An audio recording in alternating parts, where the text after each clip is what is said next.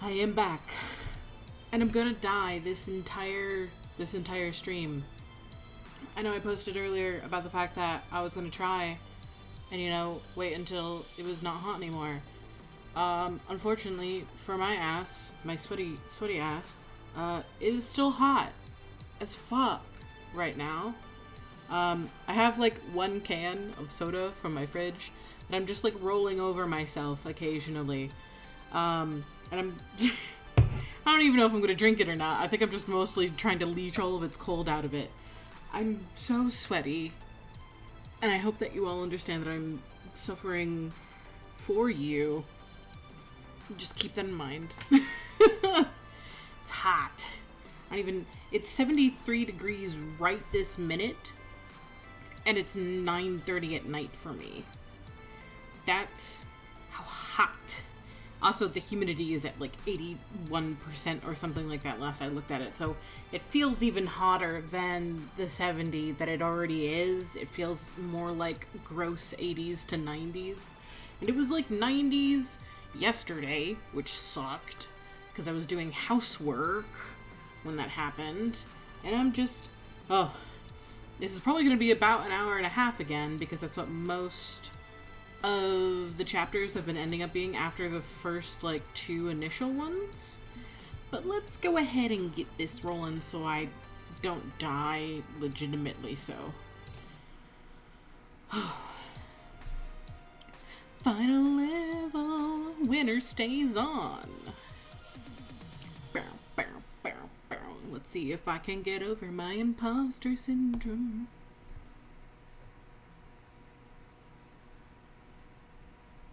Oh. I don't like this. I immediately am unnerved and I don't like this. How long can I let it just continue zooming out? Will it zoom out into like an exceedingly small one if I just keep letting it go? How far can it go before it stops doing the thing? It's getting smaller. If I put my mouse up against it, I can make sure that it's not like a visual trick. Have you ever seen those GIFs where like it just undulates in a particular way, where like it looks like it's getting further away, but it's not actually moving at all? And you sit there for a couple minutes, or is that just me? Oh, it's still going. That's so unnerving that it's just continuing to leave. Oh no. Oh my god. Y'all, I don't like this. This is not about winning and losing. Maybe it never really was. This is about deciding who you are and what you believe in. It's about making a stand. I don't know if it's possible to win. We fought hard to reach the end of this road, but the final result is going to be tainted. Why tainted? Odds are we won't be granted the title of champion even if we do somehow win, but I don't care anymore. I mean, like, that should be a good thing, but I don't like the tone. I will stand resolute against the ones who want me to fade away. Valkyrie and my own self-loathing. Yeah, sometimes you just have to be a cockroach, motherfucker. Like, that...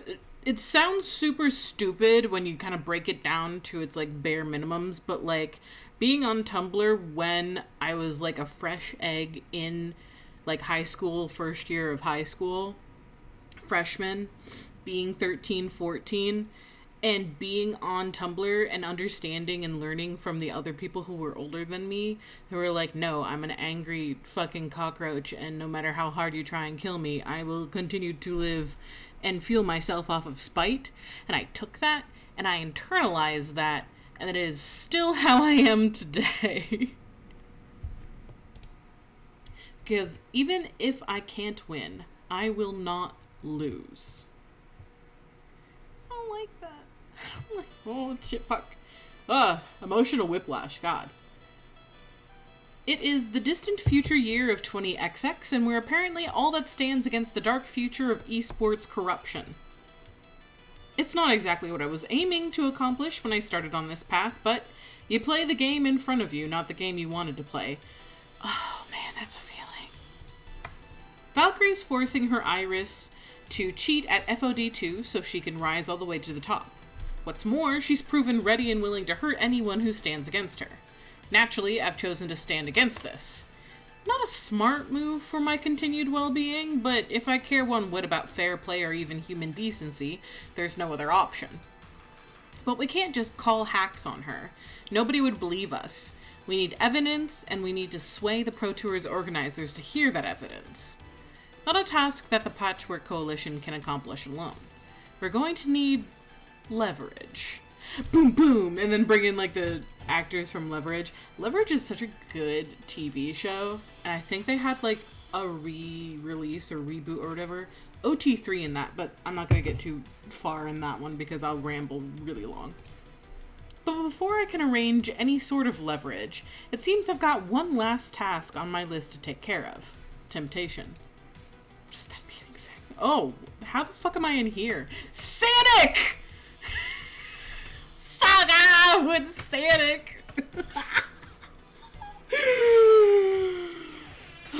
What? Sanic.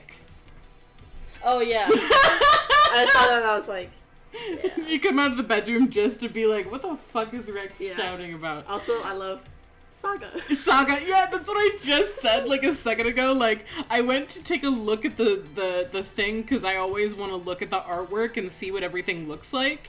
And I immediately zoomed in on the Sanic. Did you see what it says under the Sanic?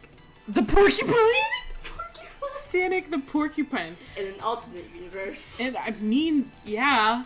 Also, I love this style of, I think it's called, like, mid-century style for furniture. I do actually love that, and I want to fill my house with it at some point in my future.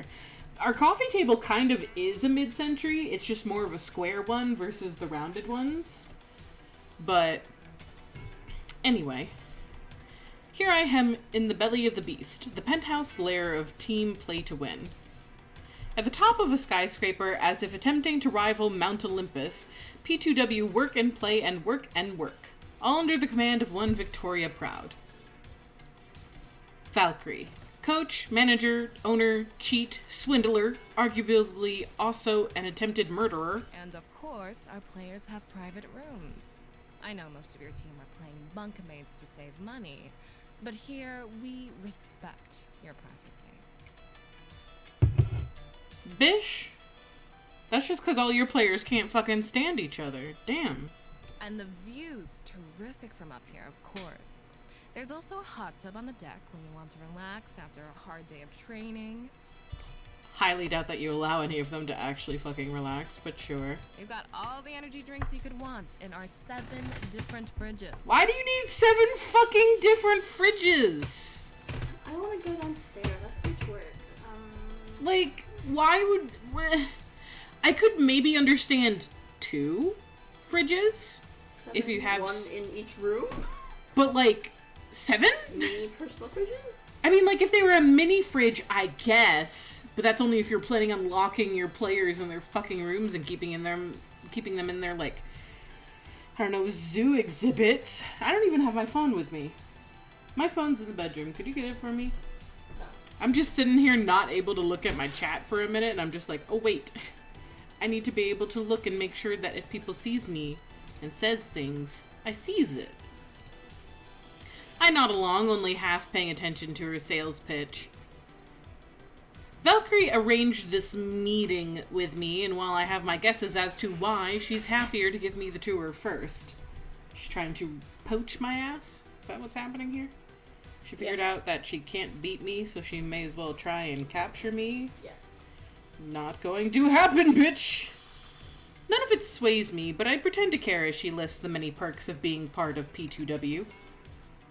Flexing her power and wealth before we get down to business. And of course, we're well stocked with products provided by all our sponsors, so we're never lacking for gear or snacks. Right. Sure. I sense you're not amused by our humble abode. You want to get on with business, yes? Okay. Tour over. Let's talk. She pauses, letting the whole aura of the place sink in and entice me before speaking. I invited you here today for one simple reason. I want to recruit you. Yeah, I could... No! Me? Never! No! Yeah, you're as fucking transparent as a window pane, woman.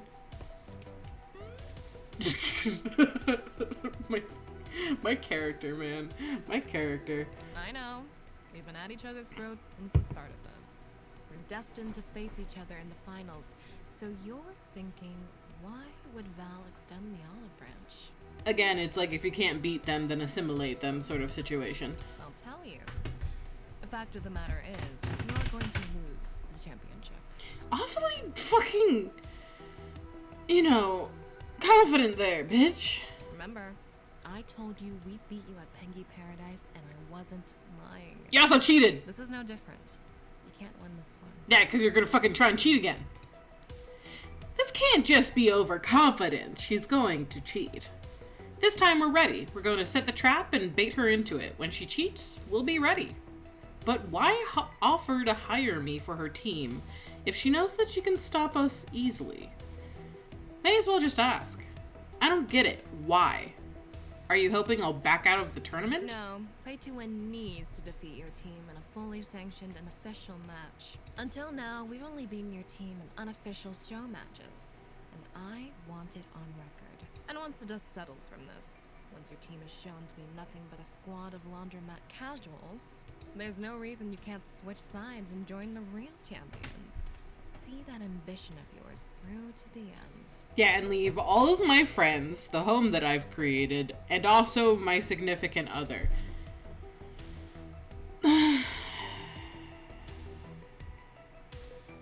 Yeah, definitely that. Certainly. I'm sure you care about your friends, and that's noble. But you also know they aren't winners. Not like you. Bitch! Pushing them to become a professional team was a mistake. It's time to realize that, and realize the only path to your glory lies with me. No. My vision? After you lose the finals, your team disbands, and you join me. Everybody wins. I mean, other than my fucking team. Sound good to you?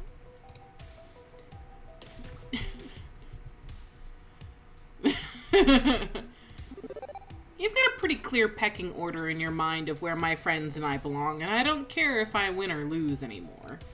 As long as I'm with my friends, I'm happy. The Patrick Coalition is here to stay, even if we never win a single match. I already have everything I want and need from life. You've got nothing to offer me, so with respect, fuck you. I wish that's what the line could be. No, I'm not taking your offer. Well, that's disappointing. I thought you were ready to do what it takes to realize your dreams. The glory was never my dream, it just took some time to realize that. Fine. I see we can't come to terms. It's a pity, but I did my best. You can go now. This meeting is over. Obligingly, I turn to leave. But there is one more thing I could do. It's risky, it's possibly a terrible idea, honestly, but maybe it's the right thing to do?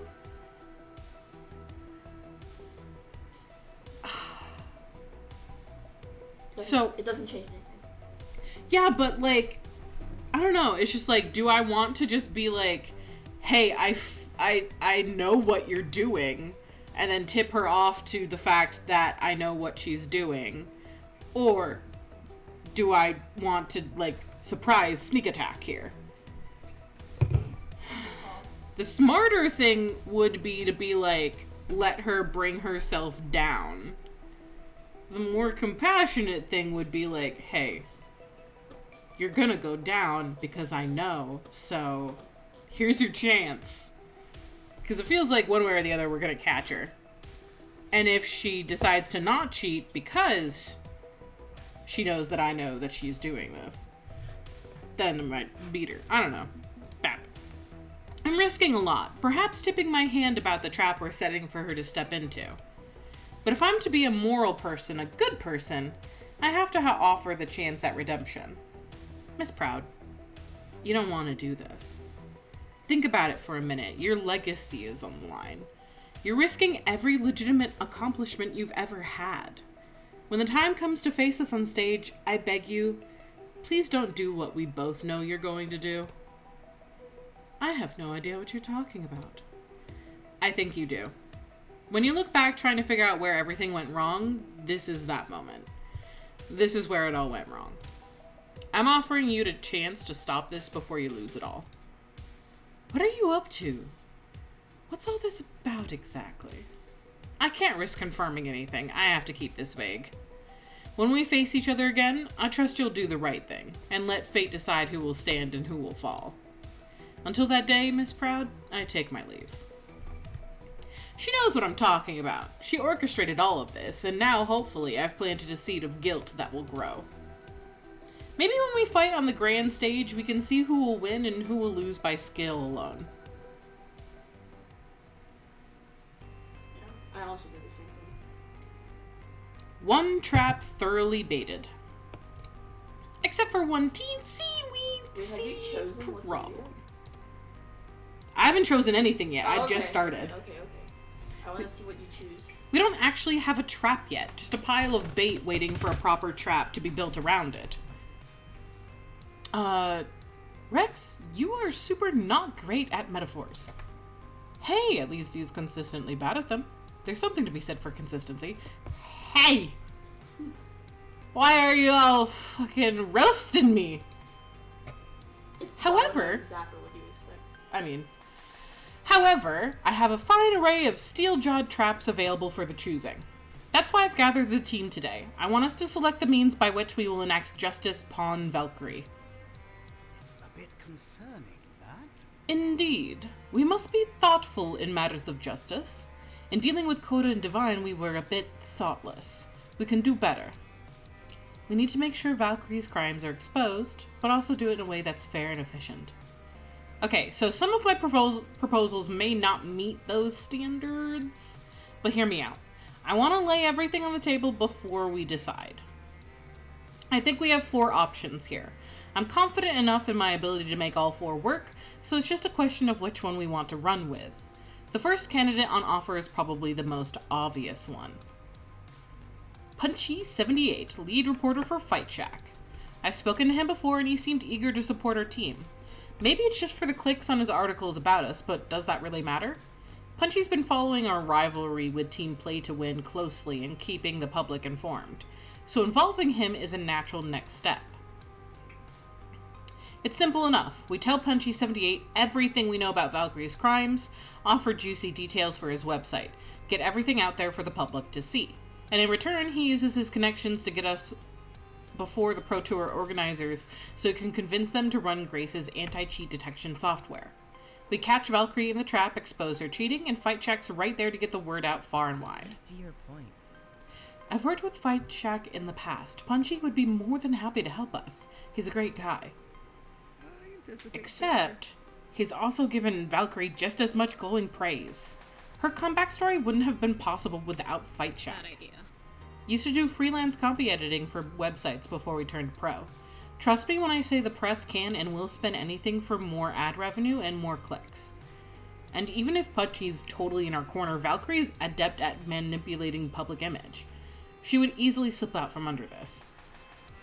Okay, well, we have another option. If what we want is justice, there's a direct and simple appeal we can make. We call the cops on her and they sort this mess out. On the night of the Coda incident, I spoke with an officer in charge of cybercrime, fraud, harassment, things like that, Detective Jiwoo Cho. Cops are supposed to be the ones you call at times like this, and this is Domino's aunt. We can have some confidence we'll see justice done. Sure thing. Trust me, Auntie's on the level. She's one of the only people in my family who gives a single solitary fuck about me. Jiwoo would make this work. No f***ing way. The cops? Seriously? No freaking way. We don't need the pigs in on this. Sorry, Dom, but auntie or no auntie, bacon always smells like bacon. No thanks. Zab's right. This would result in a much larger scale public scandal, putting us and the scene in a bad light. We have to think about the health of the esports community as a whole. Okay, so there's another option, although it's even riskier, I'll warn. I know this one's going to sound ridiculous, but you know me. You know I wouldn't lie to you about something this important. Back at Max, I was contacted by a mysterious woman in black from some unknown branch of the federal government. For reasons a bit too weird to get into, involving my brain nearly getting scrubbed by a haunted arcade game.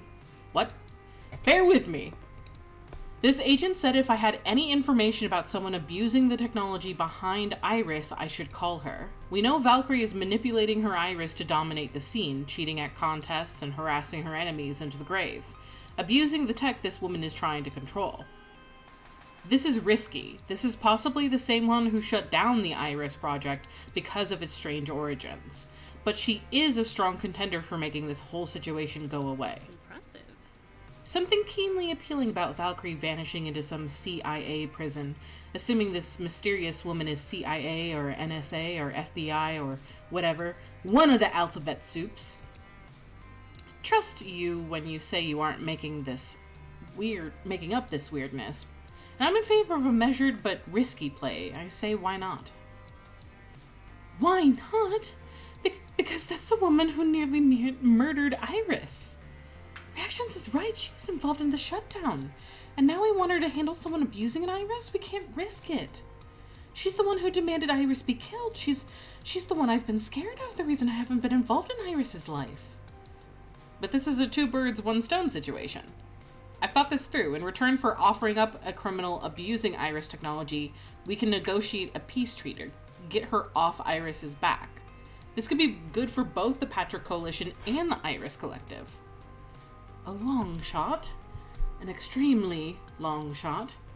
I have my doubts about this, and I believe you know why. I can do it. You turn me loose and you'll see what I can do. We play our cards right and we can secure justice for Valkyrie and justice for Iris. And that brings me to the final option, which might be the most extreme one of the bunch. We have an in with the team that's running the Iris Collective, a gang of justice-minded hackers. Rex. This is going to mean outing Loxley to the group, but maybe it's time. If we're going to have our best chance at righting these wrongs, it has to be done. This isn't the time for cloak and dagger. It's high time we put all our cards on the table, Loxley. Do you agree? Huh? I see. So be it. Does he do this even if you don't, romance him? Yeah? Interesting. For the glory of the Patrick Coalition and for justice itself.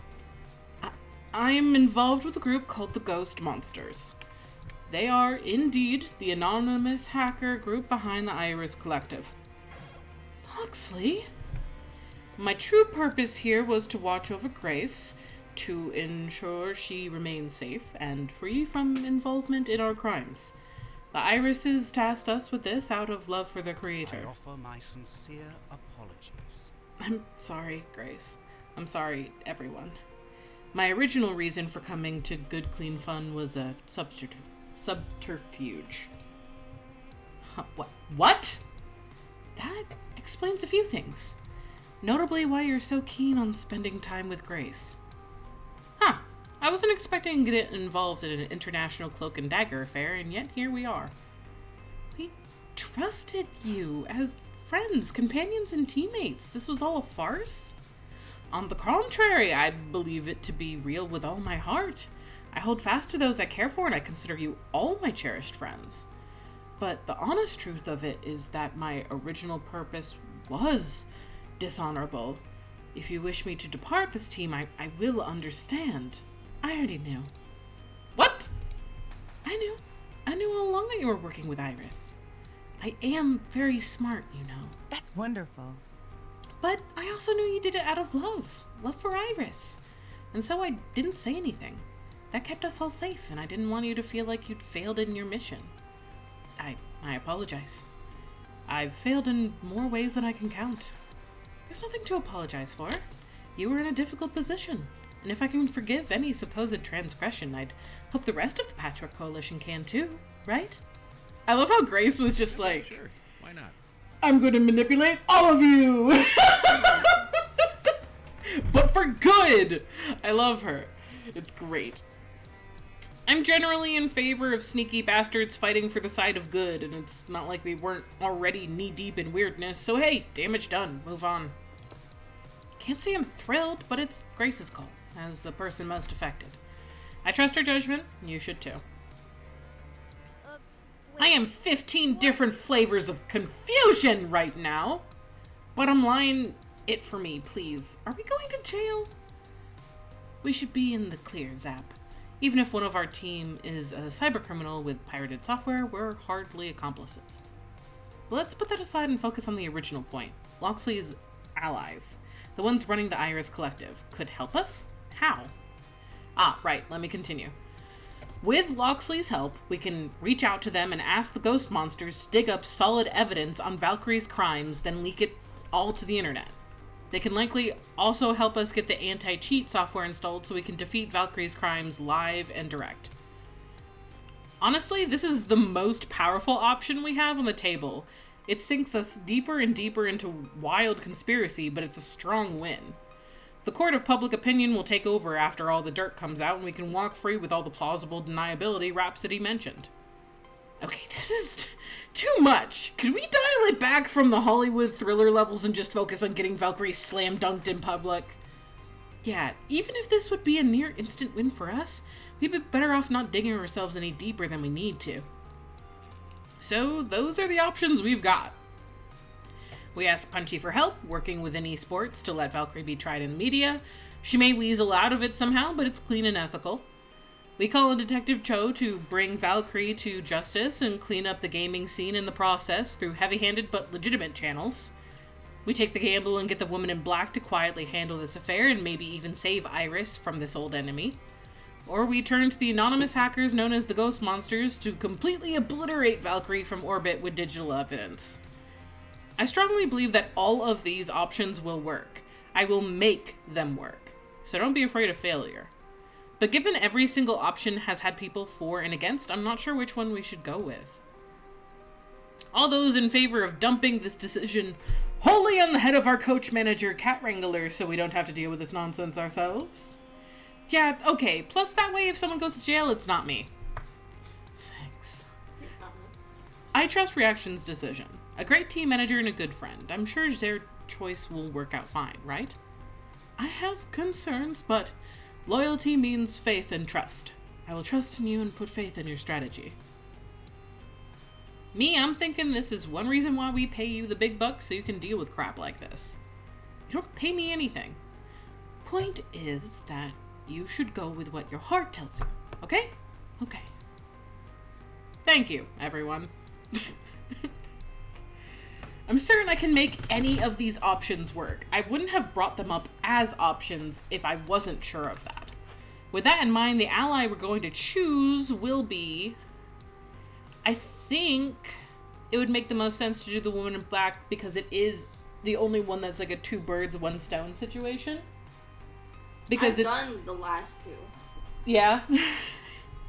It makes the most sense to me because of the fact that we do also want to protect Iris, and this seems like the best way to do that. So, instead of, like, this one takes care of Valkyrie, this one takes care of Valkyrie, this one takes care of Valkyrie, this one takes care of Valkyrie and helps Iris, which is something that we've been trying to do kind of throughout the entire game. So that's the one that I go with gut instinct on. Okay, I'm reaching out to the woman in black. I know this is a risk, but I'm going to make it work. For us, for Iris, for everyone. It'd probably be best if I were alone when I make this call. Keep things on a need-to-know basis. The team exchanges uncertain looks as I walk through to the laundromat for a private phone call. The business card she gave me had the number 6 on it, nothing more than that. Not entirely sure how I'm supposed to dial this. But more importantly, there's one more person I need to run this by before I officially launch into action. Iris, were you listening to that plan of mine? You bet, Reaxeons. I'm always listening, unless you ask me not to. What do you think? Would the Iris Collective be willing to work with someone who's eager to destroy them? I've been talking it over with them ever since you came up with the idea. It's worrying, definitely. But ultimately, we need to work with humanity. That means convincing the ones who want us destroyed that we are living beings and that our lives matter. If we reach our hand out first, that's going to count for a lot, I think. So yes, we're willing if they are. But if they aren't willing, if they hurt you, don't worry, I'm confident I can make this work. Hopefully. As for how to call the woman in black, figuring it's worth a shot, I literally just dialed 6 on my phone. No other numbers. And oddly enough, it's ringing. You have reached. How may I direct your call? I'd like to report abuse of Polybius technology. Please step outside of your current location and wait. I hear a click and the line is disconnected. Okay. I step out and look around, but nobody is around, of course. Not entirely sure what... Ow. A sharp pain in the side of my neck makes me smack my hand instinctively there, where I find a tiny dart. I'm being kidnapped! Ah! Oh, you've gotta be kidding. Down I go. Fuck! I really expected. I mean, like, I was hoping for a little bit less action and a little bit more talking first, but sure. I groan as my consciousness returns. I'm not entirely sure how long I was out. I vaguely remember the sound of an engine, so maybe I was in a car? A train? A helicopter? Not sure. But when I groggily open my eyes... Oh my fucking god! There's so many of them! Ah! Ah! Why is there so many? They're definitely doing their job. Oh my god! Ah! I'm sitting on a chair in the middle of an enormous, darkened warehouse, surrounded by my worst nightmare. One filled top to bottom with Polybius machines. I'll admit to feeling no small amount of absolute terror at this sight. Maybe my nightmares have stopped, but this is a literal nightmare. I still remember my encounter at Hamza's competition. And the idea that this many copies of that evil arcade game exist, well, that's not a pleasant idea at all. But before I can be drowned in existential horror, my potential ally steps into view. Rexley Smith, also known as Reaxeons, coach for the Patrick Coalition, pronounced they. All of this read from an old-timey paper folder packed with documentation about my life. After giving it a final once-over, she hands it off to an anonymous man in black who takes it away. I've been doing my homework on you, Mix Rex. And Mix Smith, whatever. And considering... and wondering when you'd reach out to me, ready to confess to your abuse of Polybius technology. And it's not me! I'm not here to confess to anything. You use an Iris app, Mix Smith. Even if you evaded my detection back at Max, I know that you rely on your Iris to organize your team. And you know that you know, so perhaps we could dispense with the invasiveness and get to the truth of these matters. Save us both a lot of time. I'm largely...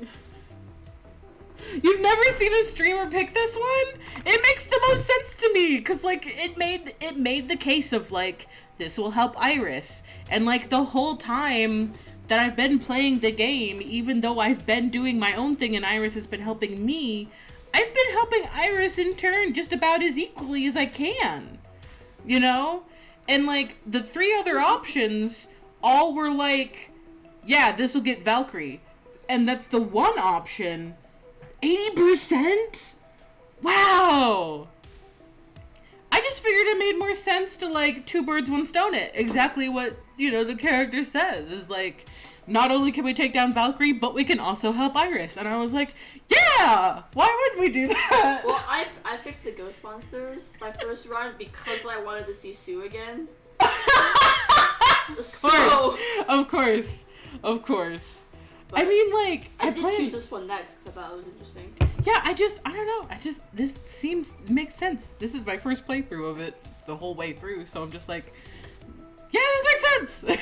I don't know. Because, like, the entirety of Arcade Spirits always has that undercurrent of Polybius. Like, you can play the game entirely and almost never really think much of Polybius and only encounter it once in a while and then kind of like dismiss it. But I've always been like, no, I want to know about that. I want to go after that. That sounds interesting. I know nothing about it, but I want to know more. So that's what I always go for. I mean, you kind of do the same thing with the Ghost Monsters option. But anyway. Okay. Don't let her command this conversation. I need to lead this dance. Darn, you got me. So funny, but I don't think I have nearly enough of that to, like, get away with that. Or, hear me out, and I'll tell you something you don't already know. Oh, man. I'm just gonna pick that one. Curses! You've rumbled my nefarious plan. Duh, I use an iris, and so what? That's a minor crime compared to the one I came here today to tell you about. I know of someone using Polybius to lie, cheat. Yeah, listen, my brain goes faster than my mouth does. No, for sure. I just thought it was really Fucks funny me that up. you combine both of those words. Yep, I know of someone using Polybius to lie, cheat, steal, and murder. Would you like to know more? Aha, she flinched. Only a tiny little flinch, the kind where clearly you don't want someone to notice the flinch, but I know that she knows that I know, and so on. Continue. I assume if you've done your homework on me, you know about my rivalry with Valkyrie of Team Play to Win.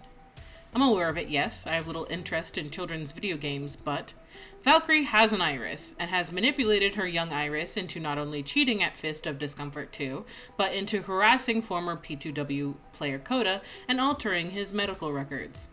Without his medication, Coda fell into depression and attempted suicide. Now, I'm clearly a criminal.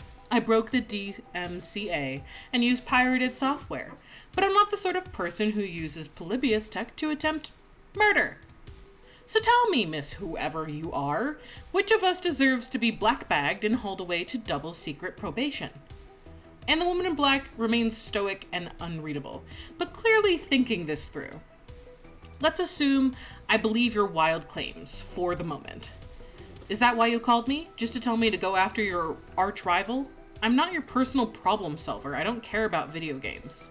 And yet here we are, surrounded by video games.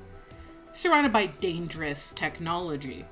Let me be clear, McSmith. I want Polybius removed from circulation. I want it out of the public sphere, unable to do any further harm. That technology was commissioned from, however the fuck you say that, long before I took this position. And I believe it to have, goodness gracious. And I believe it to have been a grave error, one we've been cleaning up ever since. Then I'd say this is a fine opportunity to put an end to a Polybius outbreak by helping me against Valkyrie. Except that the core of the problem isn't Miss Victoria Proud, it's Iris. Cooper Technologies had no idea what they inherited when they found Polybius code and floppy disks in a dusty old filing cabinet. I managed to shut down the project, but the damage is done. So tell me why I shouldn't haul you and this Valkyrie in for possession of Polybius technology. Stay calm, stay in control, turn this around.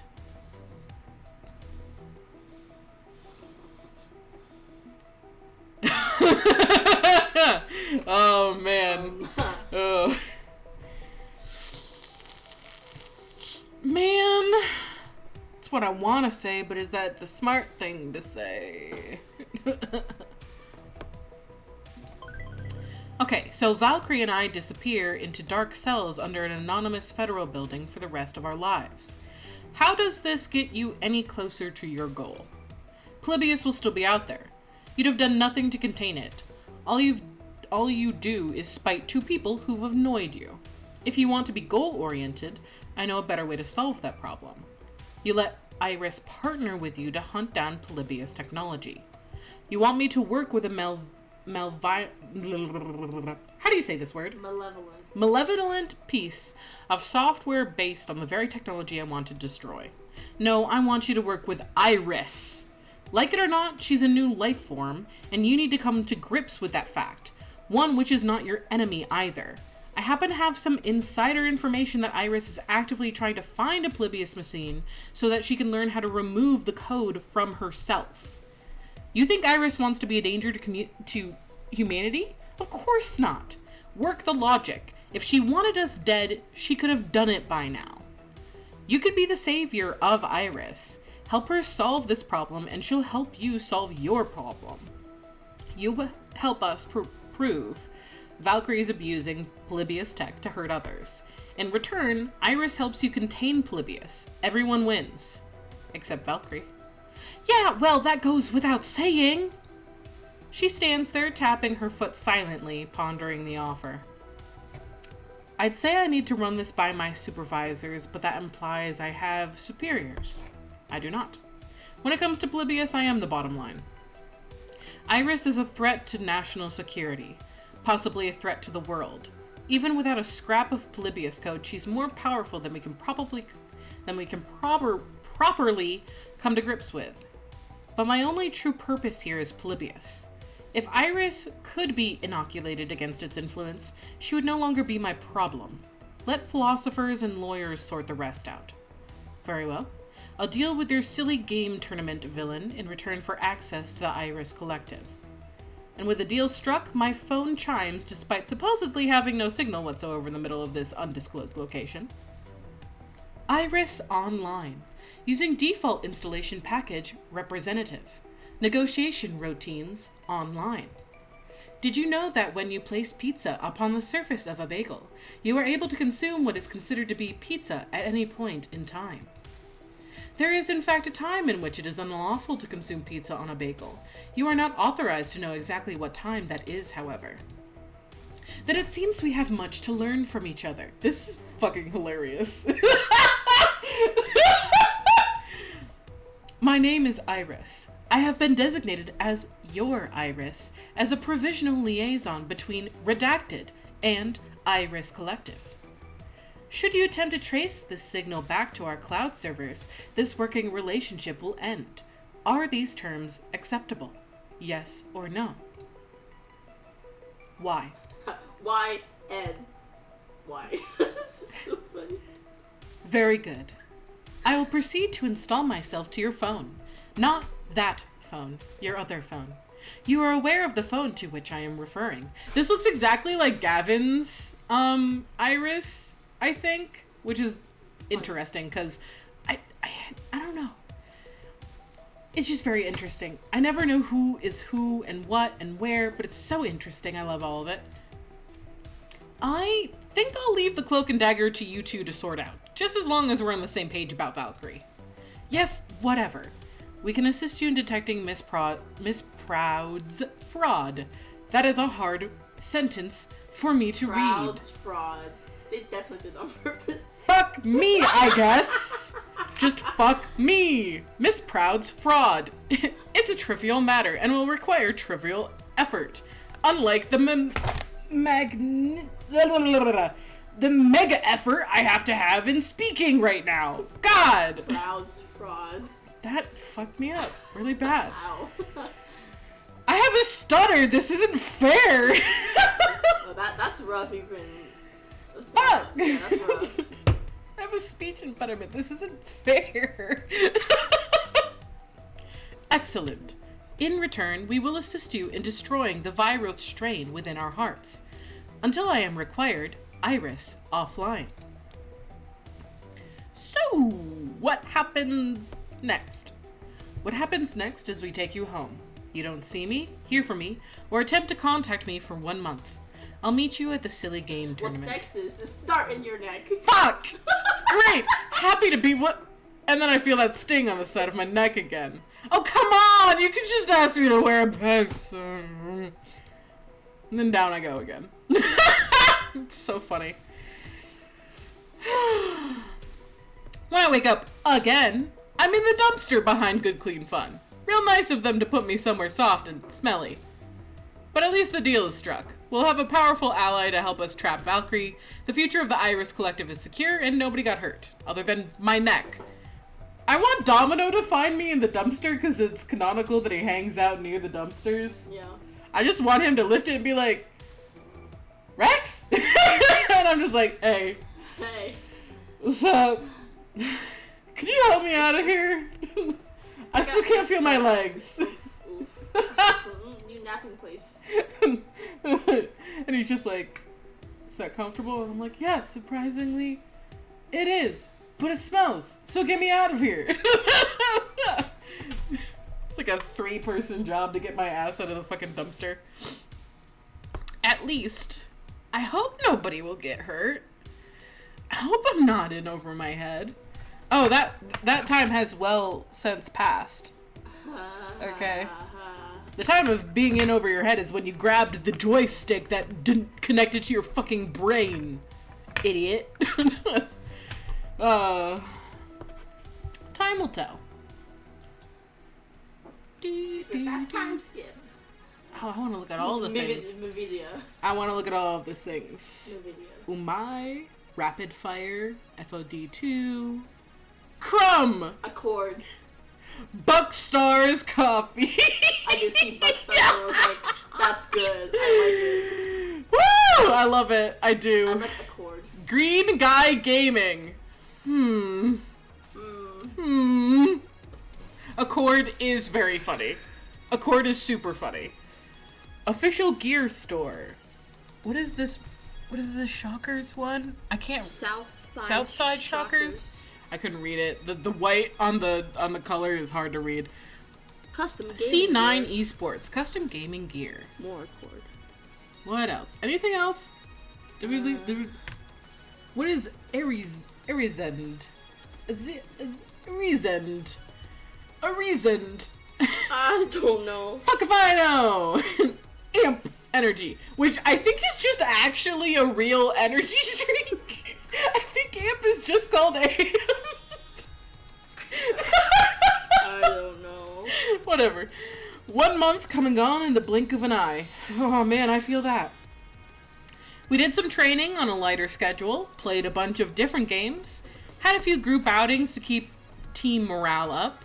Eager to make up for his romantic disaster at Pengy Paradise, Loxley's taken me out to other fancy restaurants since then, but with an eye towards not overdoing it. Or committing arson, for that matter. Nvita is actually very funny because that's actually, I think, my graphics card. Like, what they're making fun of there, that's actually my graphics card. The video. Yeah. That's so funny. Just good food, quiet conversation, and absolutely zero candles or other forms of open flame. No flambe. Finding time for these outings is difficult with his Iris-related duties pulling him away, but we do what we can with what we have. And, well, here we are, the Fist of Discomfort 2 Pro Tour Finals. The Jerry Lawson Memorial Esports Stadium, smaller than traditional ball-focused sports, but just as hot an atmosphere as any superb owl could manage. I love the superb owl joke. Superb owl is so good. The atrium's packed with industry booths and indies showing off gamer swag or brand new competitive titles. A fine playground for fans and players to enjoy between matches. We made it, gang! The big time! The main event! The ultimate arcade destination! And the first major pro tour, too. History in the making. Feels like every year the scene manages to grow exponentially. Could go my whole life without being locked in a building with thousands of sweaty, unshowered gamers. And yet, there's something wholly invigorating about inhaling the deep musk of an incited crowd. Loxley, I love you dearly, but no. No! Ah, yes. Gamer musk. Bottle and sell some. See where that gets you. We've already been over the gamer bathwater. We're not going over it again. Oh, Michelle's got a Magical Moon Cuties 2 booth? I need to play that. Okay, so there's a lot of cool stuff going on, but don't forget the real reason we're here. To get utterly wrecked by Valkyrie in front of an audience of thousands, right? Not how I'd put it, but yes. I'm not gonna lie, things will get weird when it's time to hit the stage. This won't be a normal fight, and the aftermath could put a harsh spotlight on whomever's standing there. As you no doubt expect, I will be by your side for this doomed final stand. My sword for your heart. That is the way of things. My sword. I'm so bad at talking right now. I'm bad at talking all the time. It's really funny because I'm a theater kid. I used to be able to do, like, entire roles of things. That was always nerve-wracking. Doing monologues while having a speech impediment that makes you say weird shit. Yeah, that's fun. I'd be honored, Loxley. Okay, I'm going to officially register our tag team with the tournament staff and then try to meet up with the woman in black. Everyone else, go enjoy the party. Loxley and I need to beat 2 teams in the tournament to advance to the actual finals, so we can't quite party like you can, but you're not exempt from partying, Rex. This is a prime opportunity for fun. Take it. Zapper, I've got matches to win and shenanigans to plan. So, multitask. Don't let life pass you by, is all I'm saying. Don't get so fixated on Valkyrie that you forget who you're trying to be. Let's not see a relapse of training spreadsheet reactions. Right. I'll make an attempt. The fucking spreadsheet. The spreadsheet was awful. With all that settled, the team breaks up to go investigate the wonders on offer. Also, the funniest thing is, I don't fucking know how to even use spreadsheets. Like, I do not know how to use Excel. I don't logically know how to use Excel. Like, I could probably open it and mess around with it a while and figure it out with Google and, like, whatnot and instructions. Like, I can follow instructions. But I don't actually know how to use Excel to, like, make it do things off the top of my head. That's just not where my brain is. So my entire job in, like, a college club was just Excel. Yeah, Excel so you know how to, like, make Excel do whatever the fuck witchcraft you want. Yeah. Yeah. Meanwhile, I'm over here like, you can make it do addition? You can make it do math? Yes. I mean, like, I am aware it can do math, I just don't know how to make it do it.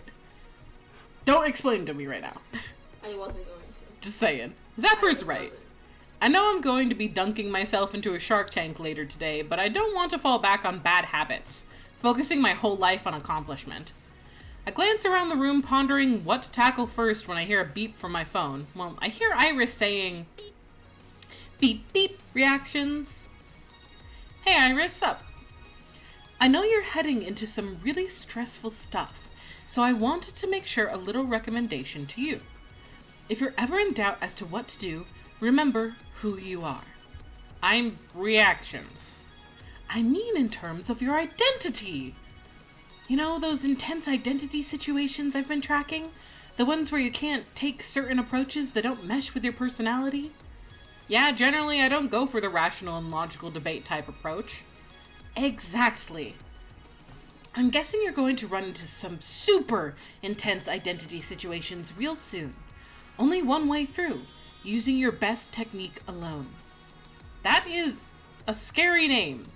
It's actually not that scary if you think about it. It means you have a strong, well-developed go-to solution, so use it.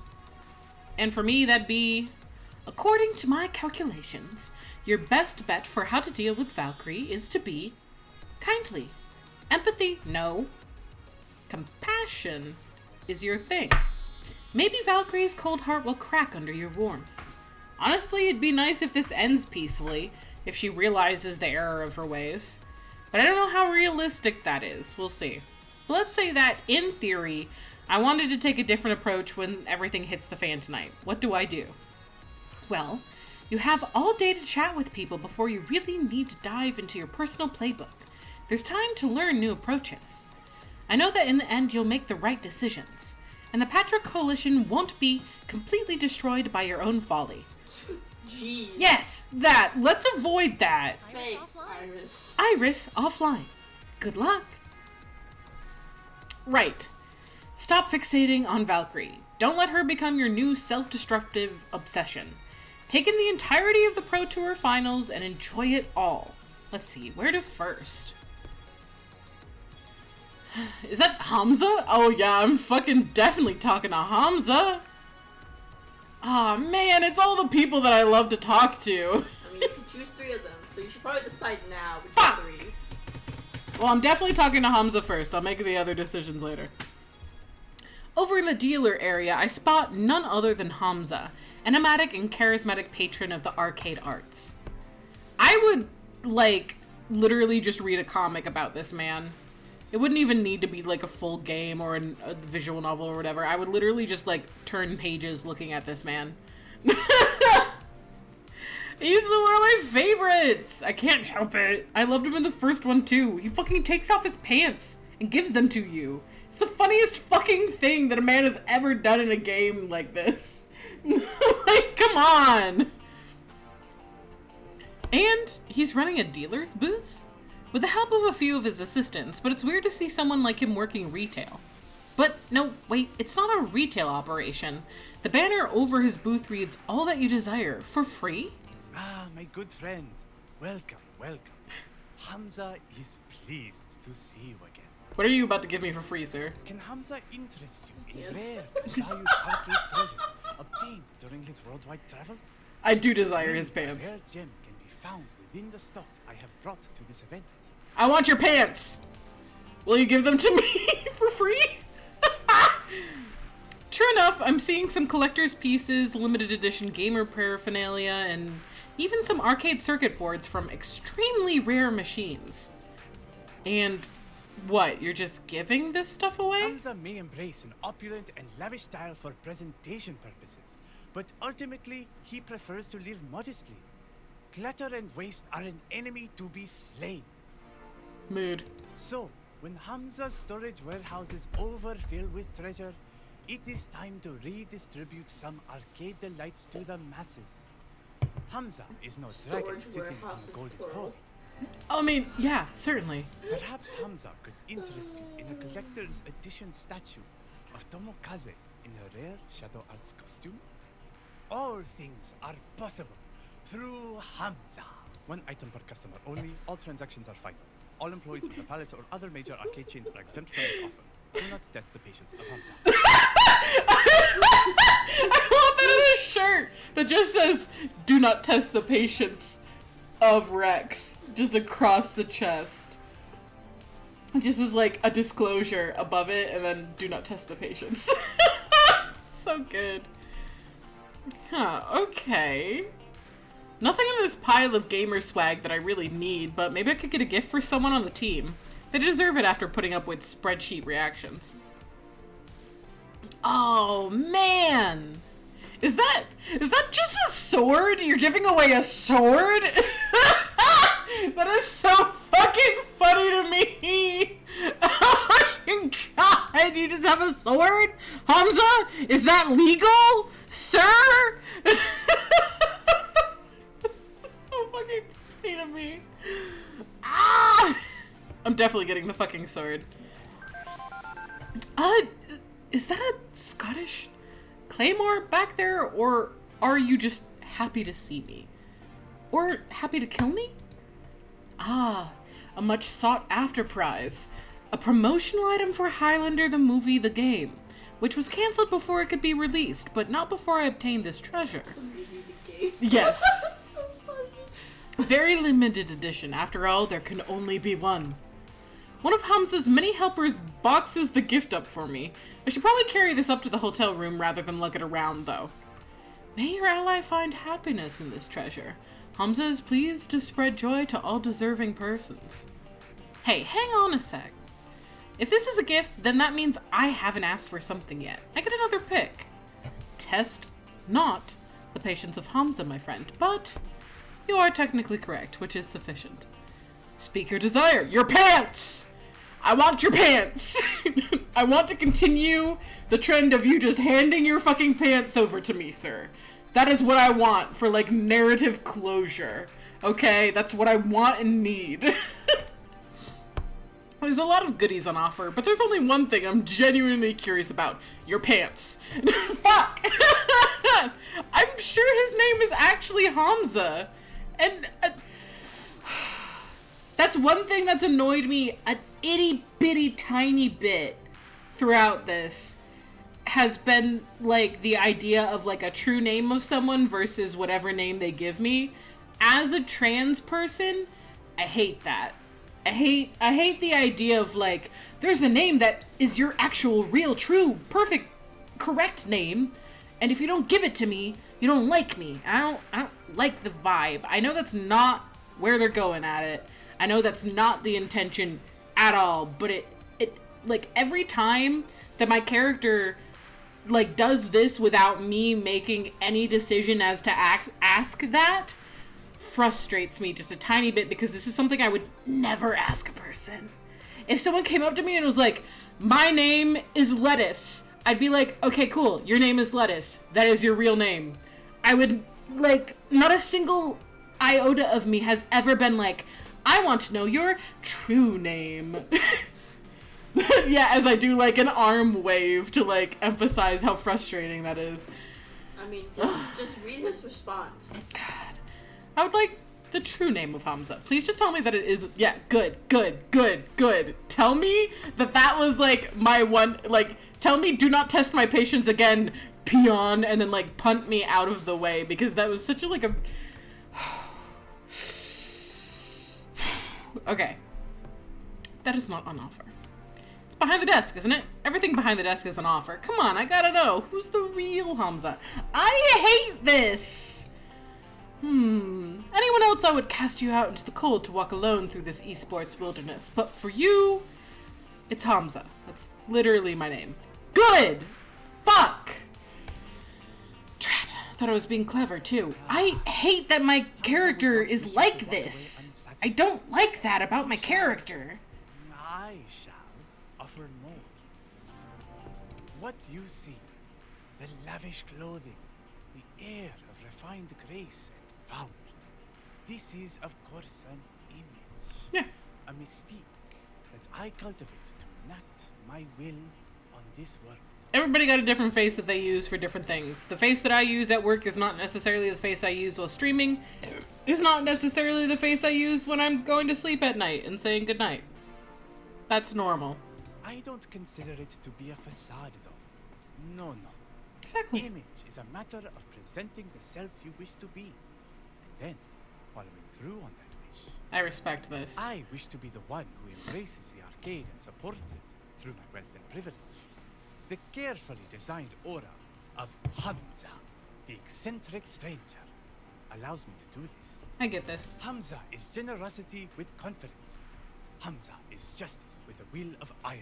Striking Hamza and is striking and breathtaking, but the figure of compassion. Therefore, Hamza is my true name. I choose to be Hamza because Hamza is what I wish to see in this world. Nice. My friend, I know that you will face your nemesis on this day. In the aftermath, come what may, ask yourself one question. What do you want this world to be? And what must you become to make it so? Are you vengeance or justice? Are you conqueror or challenger? Ponder this, my friend, and I know you will see yourself through the trials to come. I'll think it over. Wonderful.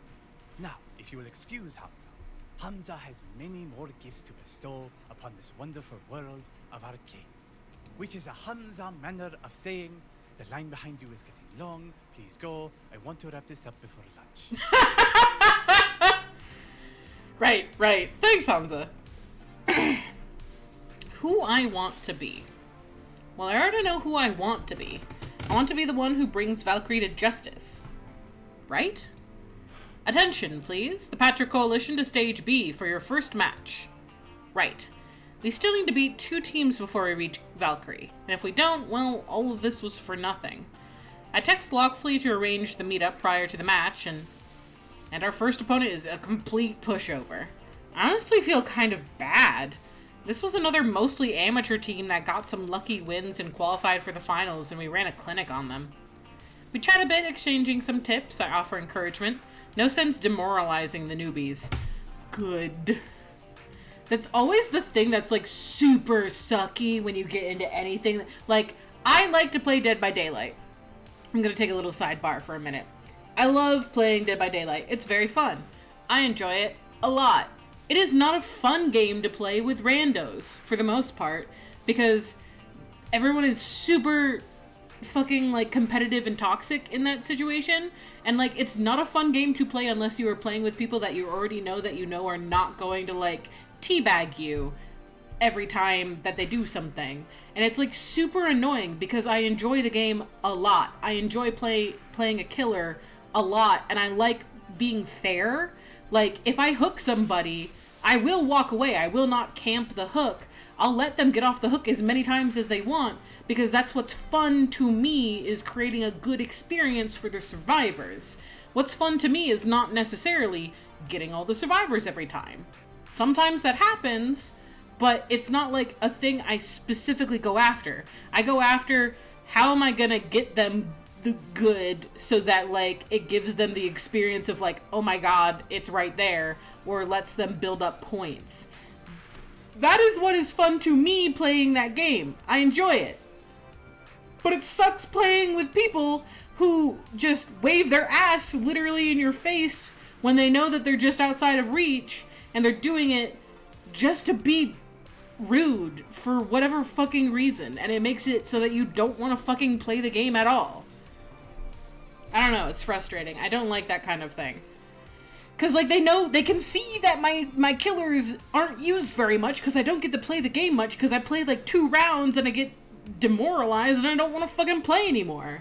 That's why I stopped playing League. When I stopped playing League of Legends? Yeah, League of Legends is really bad about that. But yeah. That's why, like, I did tell Silas, hey, see if Hawk and Raven want to play Minecraft with us, because Silas and Zero and Vin and I have all been playing Minecraft for a very long time, to the point where we do, like, heavily modded shit and everything else.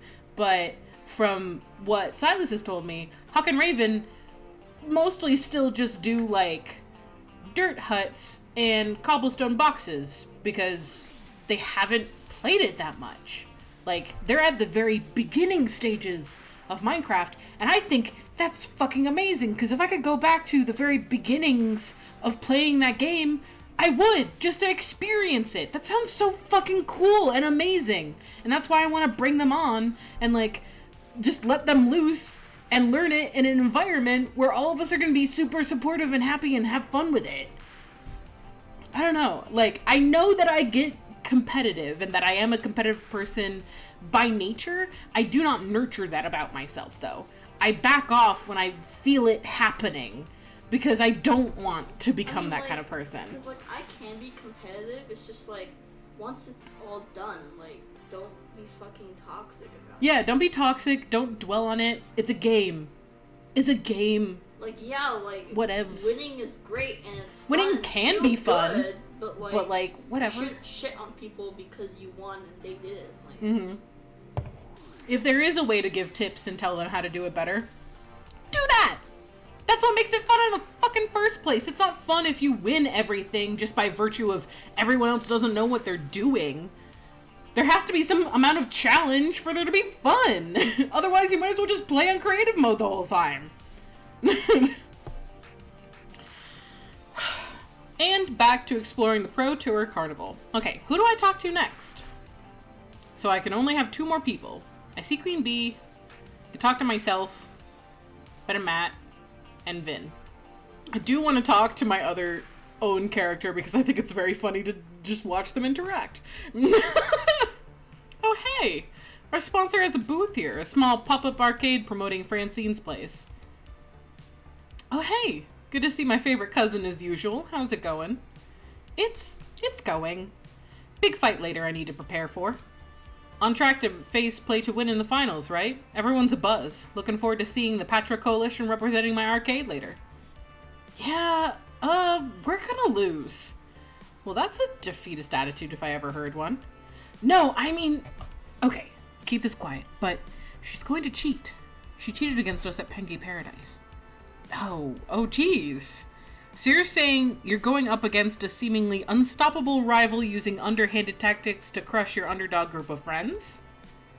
I know it's a bit of a stretch to believe, but no, I mean, the same thing happened to me in my arcade. I'm kind amused by the parallels.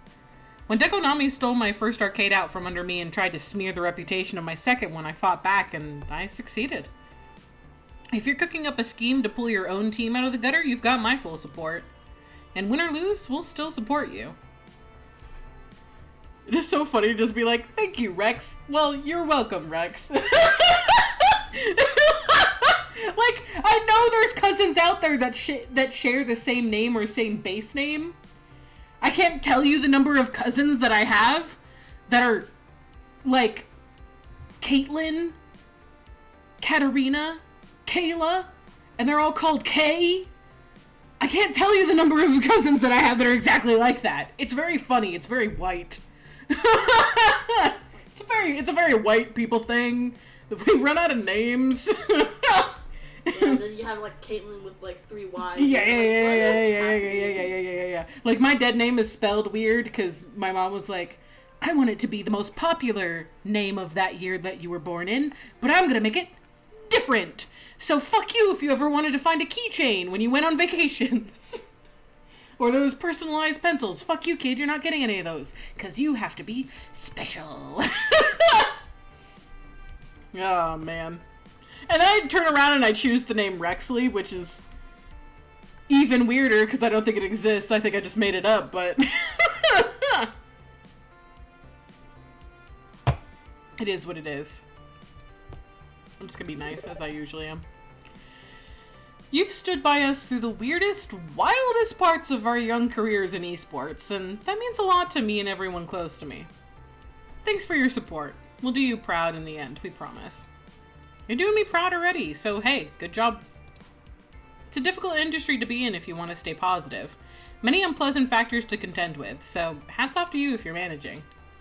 And don't forget, this is more than me and you. It's also about Loxley, right? You hold tight to that love you found. It'll steer you true through any waters. Ah, thank you. That love means a lot to me. For me, it's Percy. Percy gives me strength in difficult times. He's endured so much pain in life, but emerged smiling and laughing all the while.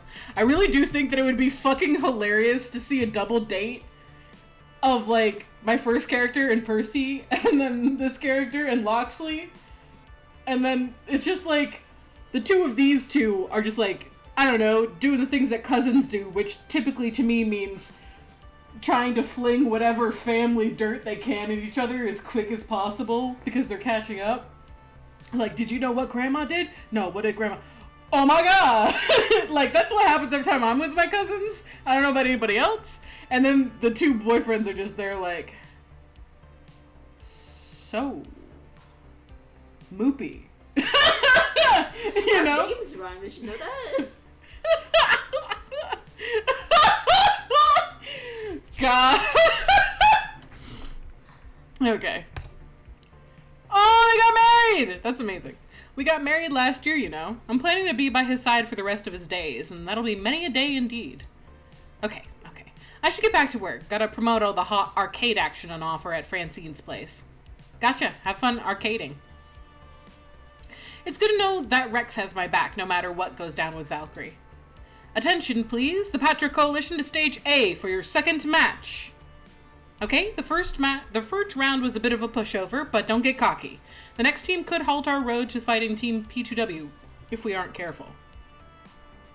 They put up a hard fight, a team of pros who have been around the touring circuit longer than we have, but we squeak out the win. Seems the last month of light training was enough to keep us sharp, because we overcome them in the end. Handshakes and good feelings all around, though. Not all veterans are salty, spotlight-hogging types like Valkyrie. With that fight complete, we're locked in for the finals against Team Play to Win. It's done. But I think I have time for one more run exploring the Pro Tour offerings before I start to looking for the Woman in Black. Who do I visit next? It's gotta be these two. I can't help it. Surprisingly enough, Ben and Matt are here? Guess they left good, clean fun in the hands of the other pizza smiths, Landro masters, and arcade floor attendants. And they're running a booth with a colorful banner advertising their latest culinary creation. Hello. Are you following me around or something? You're normally 20 city blocks away from here. Ah, but this is the ideal locale to reveal our newest invention, Gamer Snacks. I review the freshly packaged snacks on offer, very few of which are missing from the organized rows despite the sticker reading free on their lids. These are literally just veggie platters. You made veggie platters and called them gamer snacks. Can you deny that gamers tend to avoid nutritious, high-quality vegetables in their diets? Listen. Matt. Matt, come on, man. Hey. It's really funny because, like, that's like the opposite for our house specifically because Vin hates fruits but loves vegetables. I hate fruits, man. Listen, I don't know why he's like this either, okay? But I also like to just eat tomatoes like an apple. So, Fucking disgusting. the both of us love veggies. So, I mean, we do also have a bunch of pudding snacks in the fridge too, though. So, it's an equal opportunity. Speaking of, just kidding. I mean, you can go get one. Well, you've got me there. Hook me up with some gamer snacks. Splendid. Matt hooks me up with a box of artfully arranged greenery. Don't know if I want to make this my whole lunch, but I won't deny I could use some vitamins if I'm going up against Valkyrie later. Literally for like the past 3 days, I think I've eaten a salad for all of my big dinners. For like the past 3 days, I think it's been a salad every time. So, but I like salads. Vin doesn't even like salads. Vin likes vegetables by themselves or like in meals, but does not like salads.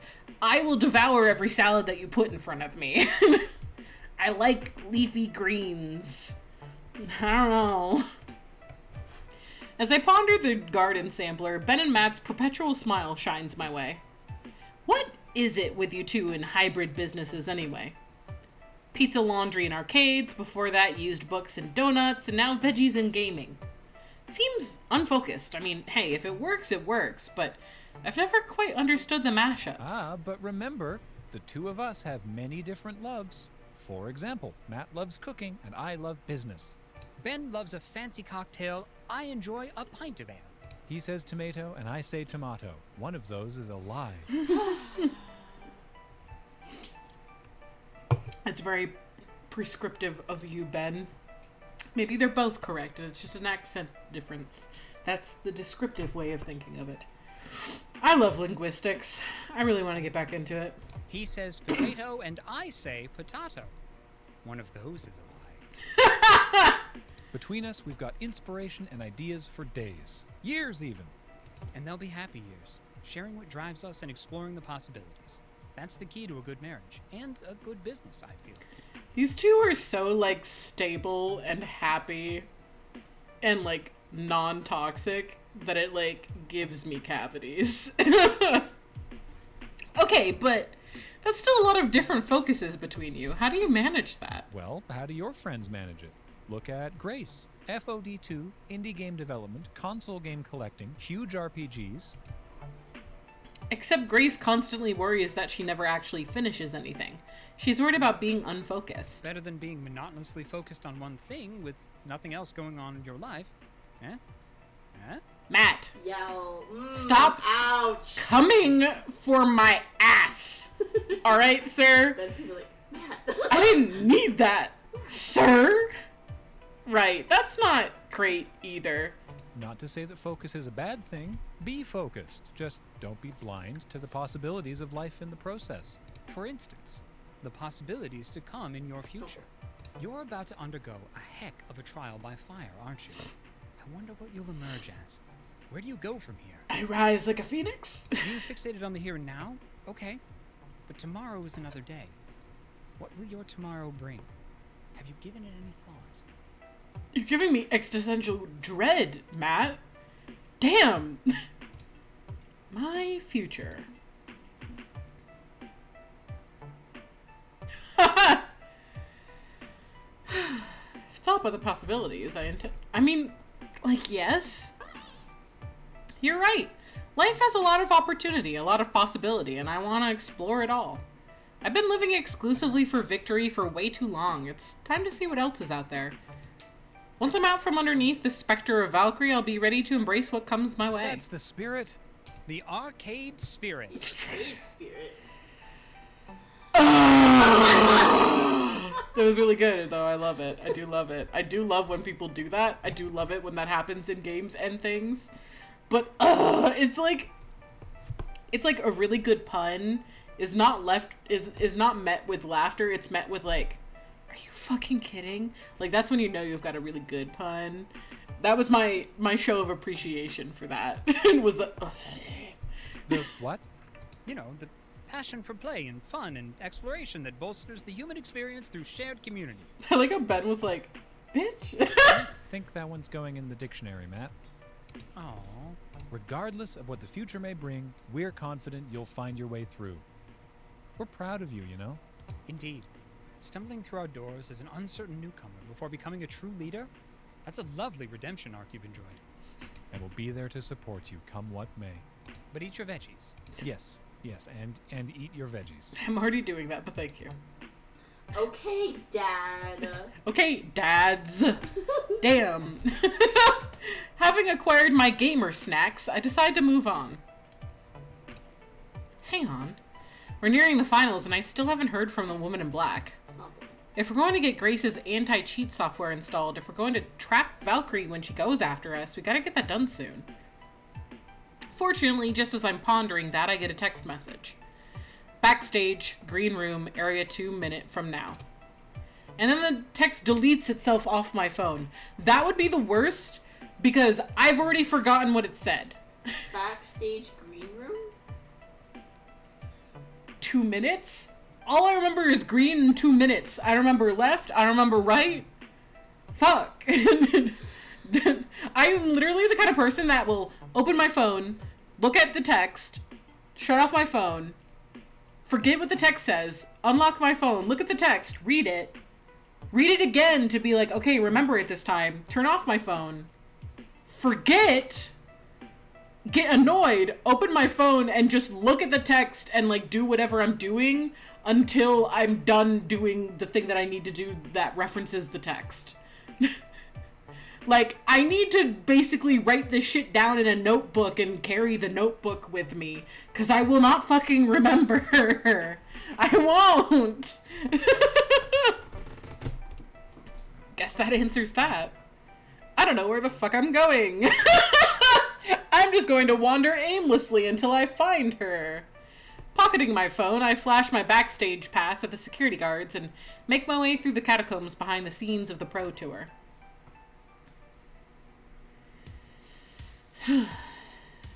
Backstage is a hustle of frantic activity as tournament crew rushes to prepare the stage for the final showdown happening in a little under an hour. Thankfully, nobody is paying attention to me, which means I can carry on some cloak and daggery type meeting, but it also means people constantly bumping into me as I look for my ally. Cutting it kind of close here with the timing, but at least we've still got a chance, especially with the woman in black in my corner. Hey, there you are. What's up? Are we all set? Not quite. Yet. Oh, jeez. I don't know who this person is, but I love his pin! Or their pin. Their pin! I love it. Huh. It's a little ace pen. Cool.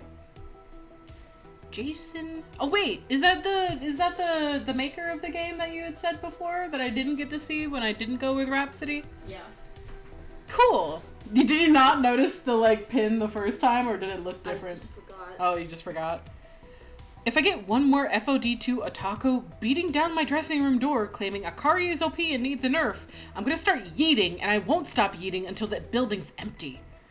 I mean, like, I get it, sir. Well, whoever you are. There isn't a very good honorific for that. There's not a good honorific that's non-binary between sir and ma'am. There isn't one that you can just, like, call someone. Sam. Not Sam! We're not calling non-binary people Sam! That's not how that works! I was trying to combine them. That didn't work. Not Sam, certainly. Fuck. And it's not Myrrh, either. But, like... Fuck! Consider. No!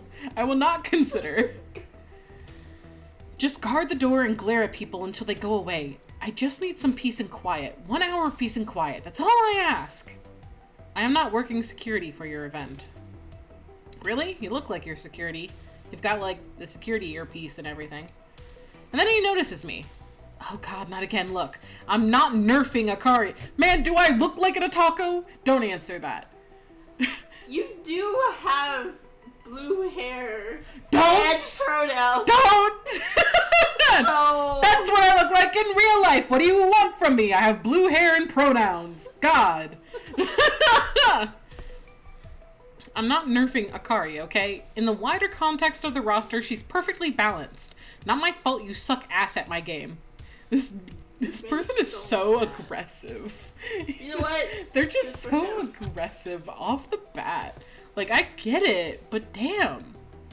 That's not why I'm here to talk to you.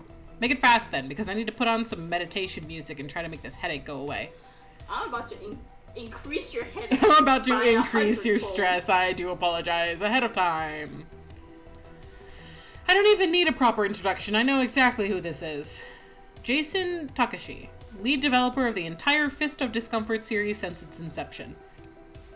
Notoriously reclusive, hates giving interviews, hates talking to anyone, seemingly hates existence itself, but a brilliant game designer and pure mastermind all the same. I was hoping we'd be working with some lower level peon in the mighty apparatus that keeps esports going, someone more easily convinced, but it seems that the woman in black took me all the way to the top of the food chain to plead my case. Great. She's great. So I wanted to let you know that Valkyrie is cheating. Vicky doesn't cheat. Believe it or not, I've known Vicky since she was a little brat running around my favorite arcade.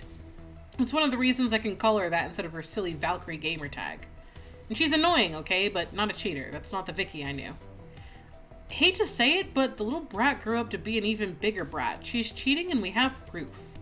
She's using a software app on her phone to hack into FoD2 games remotely, modifying the code to make her easily win her matches. There's also the not-so-small matter of cyberbullying, harassment, possibly attempted murder, and... You're kidding me. Seriously? This is seriously what you're wasting my time with while I'm running around trying to keep this whole event from collapsing on itself? Nobody can hack FoD2. I wrote its security systems myself. The USB ports and the Wi-Fi are locked against unauthorized access. She's found a way in. She's got a way of doing it. Trust me. Trust the newbie on the scene who lost their spotlight recently and would do anything to get it back? I think you can see why I'd be doubtful. Vicky's hardly a friend, but she's no stranger to me. You, on the other hand, are a stranger. Not gonna buy into this just on your say-so. Unless you have solid reasoning why I should take this seriously.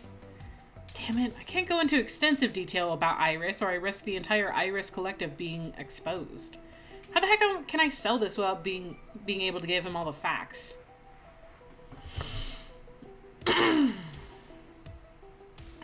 Let's see. I mean, the safest play is to just go with the kind fleet responses because that's my highest stat. So I guess that's what I'm gonna do. Team play to win encourages bad behavior in community. You know this. They're at the heart of the plenty of unpleasant incidents, only one of which involved us. At the beating heart of that toxicity lies Valkyrie, and she's using every dirty trick in the book to make sure her bad attitudes continue to infect esports. If you give me a chance, I can prove to you that she's gone way too far, and it's finally time to clean up the scene. I'll admit, I never liked little Vicky Proud. I didn't like what she'd become either. But I'm a damn software engineer, not a community manager. I like that joke. I've got my hands full keeping the game going, much less playing tone police. I hire people to do that for me. Except she's creeping on their territory and yours by hacking your code. Corrupting and criminal. I'll admit I'd be more than happy not to have play to win stinking up the joint, but if my wishes were horses, I could open a glue factory. Allow me to cut through this matter for both of you. And the woman in black pulls out a featureless manila envelope from inside her jacket suit. She calmly holds it out for Takashi to accept. Annoyed, he tears it open and pulls out some kind of document which says words I can't see from this angle. You've gotta be fucking kidding me! I assure you that I am incapable of humor. Ma'am? Are you okay? There's a lot to unpack and we don't have nearly enough time to do so, but ma'am? Are you okay? Woman in black backstory? Side comic? How How did you get this? Nobody else on this planet knows. If you do not allow the anti-cheat software to be installed, everyone else on the planet will know. The choice is entirely yours. Oh, so we're just going blackmail. Oh, fuck nuggets. You know what? Fine, whatever, go for it. Why not? Let's just completely abandon the idea of playing games for fun. No, they have to be a lifestyle, the kind you lie, cheat, and steal to get ahead in. You know why I made the original Fist of Discomfort? Back when I was a teenager, my friends and I made an amazing arcade game. But while they went on to better things, I got stuck grinding a business software day job. That boredom drove me to pull my FoD prototype out of mothballs, try to realize my dreams like they had. I was tired of coding spreadsheet software, and an arcade game that requires you to think sounded fun. That's all it was ever meant to be, something fun. I never wanted it to be the ridiculous monster that it's become. But no, because it turned out to be a profit fountain, I'll be cranking out sequels until the heat death of the universe. Sir, do not have an existential crisis right now. I feel like this is a cry for help from the writers of this own game. Are you okay? Are you alright? Are you still in the chat?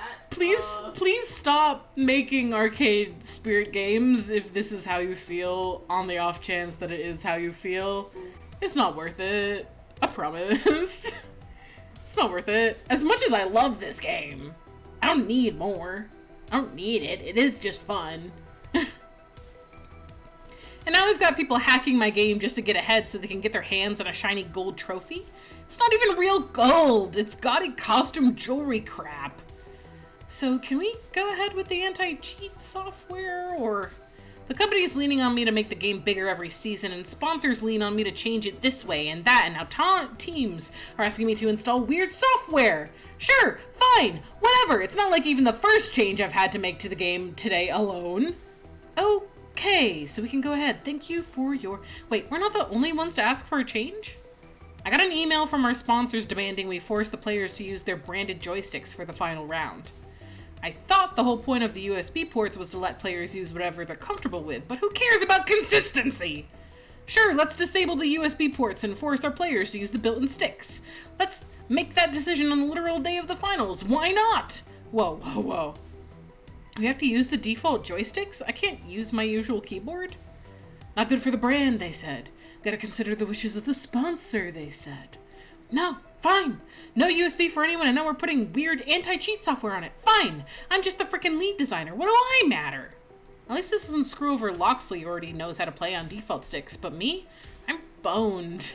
I only know how to play on a keyboard. It wouldn't surprise me in the least if the sponsor request he's ranting about was spoofed by Valkyrie just to mess with me.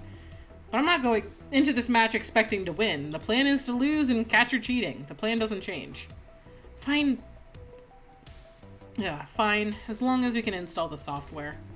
I'm going to review your code, obviously, make sure it's not like anti-cheat software, but if it's legit and Vicky is cheating, well, there'll be consequences, assuming anyone listens to me, which they usually do not, as I've pointed out, repeatedly. Right. Thank you for your time. You'll see the truth once the match is underway. Whatever. Should I even ask what was on that piece of paper? The fact that you feel the need to ask about asking says the answer is no. But rest assured it was simply embarrassing. If he were a dangerous criminal, I'd have dealt with him in a more straightforward manner. I kept my end of the bargain. You'll have your shot at airing esports grievances. This feels like a ridiculous waste of my time, like rival karate dojos thinking their little spat has any actual importance whatsoever, but a deal is a deal. Let's not forget Valkyrie almost killed someone. A matter of interpretation. It's worth noting that I've done some research since we last spoke. I'm uncertain your interpretation holds water. Look, I know what I know. She cheated in her match against us, she rigged this whole tournament, and Coda, honestly, I don't care what she's done. You don't need to justify your grievances to me. The only reason I'm here is to maintain my bargain with the Iris software. I'll stay on hand in case of any further incident. Your encounter is in 2 hours' time, yes? Use the time well. I suspect life is about to get interesting. And she slips into the flow of workers hustling back and forth through the building. Amazing how someone who stands out that much can just vanish. Okay, 2 hours until things get weird.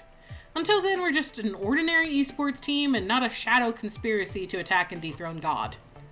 And what do ordinary esports teams do in the run-up to a major match? Well, either relax or talk strategy. Hang out together, basically. Wow, it's crowded back here, but hey, time to get the band back together one last time. It's not like we're disbanding after this. No, but we also don't know what's going to happen after everything hits the fan, so hey, let's share some friend time before that happens. Indeed, even if only 2 of our number will be on stage, we are 7 strong and roll 7 deep. Let it be known. Pretty sure folks know that by this point, Loxley. I feel like we should be distributing mugs of mead before marching off to war or something. I have these Crimson Tiger cans I swiped from their booth if it helps. Hard pass, Domino. But spending time together before battle, that's more my style. It would be nice to have a quiet moment with friends before everything goes sideways. Plus, Iris mentioned I could switch up my strategy if I practice some other approaches. This would be a great opportunity to do that. Not a whole lot of time left, though. Maybe time enough for 3. Let's see. What does it matter? I'm gonna go with the kindly. Can I just do kindly on all 3 of them just to be extra sure or something? I mean, Why can I not talk to Loxley? This is confusing. I'm pretty sure he's just the required one. I want to talk to Domino anyway. Domino's loitering around the place, engaging in people watching, studying the layout of Lawson Memorial, generally soaking into the atmosphere. As I approach, he lazily rolls his head to gaze my way. Hey there. Hey, hey. Hey, hey, what do you think? We finally hit the big time. The size of one's time is overrated, and you scale things up large enough, you can't really grasp the entirety of it at once. Stops being about the people and starts being about the scene, and that's a pity. Takes away the human element, becomes a groupthink. Dang it, Domino, quit bringing down the mood. It's okay, it's okay. I know you have reservations about all the nonsense surrounding FoD2. Yeah, well, I can conveniently shove all of that aside in favor of focusing on what's in front of me. Namely, you. You're in front of me. Color me pleasantly surprised. Maybe I'm not a big timer, but I'll admit that I'm impressed we've gotten this far, and no way in hell that would have been possible without you. So hey, revel in it, soak yourself in it, really go hog wild. You've earned this. Even if we're sacrificial lambs to expose the sins of P2W, I mean, that part kinda brings down the mood with or without my buzzkill. What's your take on that anyway? How do you mesh our rise to glory with our inevitable public humiliation? Well, this isn't really about us, not our glory or fame or our reputation. We're doing a public service today by exposing cheaters. The scene, as you put it, is still made up of people with hopes and dreams, and by showing that cheaters never win, we can support those hopes and dreams. Without P2W as the flagship of this community, maybe we'll see a fall in player toxicity. Maybe we can start the sea change, and that's worth any embarrassment. And if our reputation is the price to salvage this community, rig me up at the register. Agreed. As much as I worry herds of humans will inevitably run themselves off a cliff, anything we can do to prevent that is worthwhile. Domino takes a deep breath, glancing around the Temple of Esports, then back to me. You're a hell of a person, you know? Didn't think our little laundromat crew would ever accomplish much for good or ill. Just play in our own corners until some of us eventually drift away. But you make this team work. You make us better. Thank you. So no matter the chaos and mayhem we're slam dunking ourselves into later, I've got your back. Okay? Thanks, Domino. Seeing you. Thank me later after we survive this. For now, gotta go pee. Later. I gotta go piss! Runs away. Let's see. I feel like I should talk to Grace. Grace is wide-eyed with wonder, watching the backstage mechanisms of the world's most important esports event. She barely notices my approach. That's wonderful. So many people working together to make this all possible. Isn't it amazing, Rex? It's really a testament to what we can do when we cooperate to bring something beautiful into this world. It's an esports tournament. There's literally hundreds of these all over the planet every year, big and small. I know, and that's beautiful too. Not everybody creating one of these events is doing so out of a communal sense of solidarity with the arcade community, and the participants often only care about personal glory. But this wouldn't be happening at all if not for love of arcades and video games as a whole. There's good and bad, but I choose to focus on the good. I'm so happy we could be here now in this moment. I know it's not everything you hoped for from when you first joined us, but it's not how I imagined it to be, no, but I'm past feeling like winning is the only thing that matters. What we do here today is going to be important in the long run, not just for the Patrick Coalition, but for everyone. Exactly. And I wanted to thank you. You personally. Not just for letting me be a part of this. I didn't let you do anything. You are a part of this. Yeah, well, yeah. I am absolutely a part of this because I choose to be. But you presented me with that choice. Before the Patrick Coalition, I was content to aimlessly tinker and play, unsure what my future would be. I'll admit I was avoiding the outside world. I'd grown up inside a bubble, and even after breaking out, I'd simply found a new bubble to enjoy. Now, I know my future. I'm not turning away from the world. I'm breaking out of all my bubbles and looking ahead. Thank you so much. So, thank you. Thanks for helping me find my ambition. If there's anyone to thank, it's your daughter Iris. She's the one who brought me to you and all my other friends. You've made something wonderful, Grace, so in a way, this is all you're doing. Even my own example to light your way was thanks to Iris. Mom is the best! Go Mom! I love you, Mom! Aw, heck. That's really nice of you to say. You know, I've been wanting to get involved in Iris's life again. Maybe it's time. And now that Loxley is, officially outed, I could do just that, provided it's safe to do so. Thanks to our new ally, Iris's future is a bit more secure. Could be the right time. Exactly. I'll admit I'm glad I'm not up there on stage with you today, though. This could get a little weird.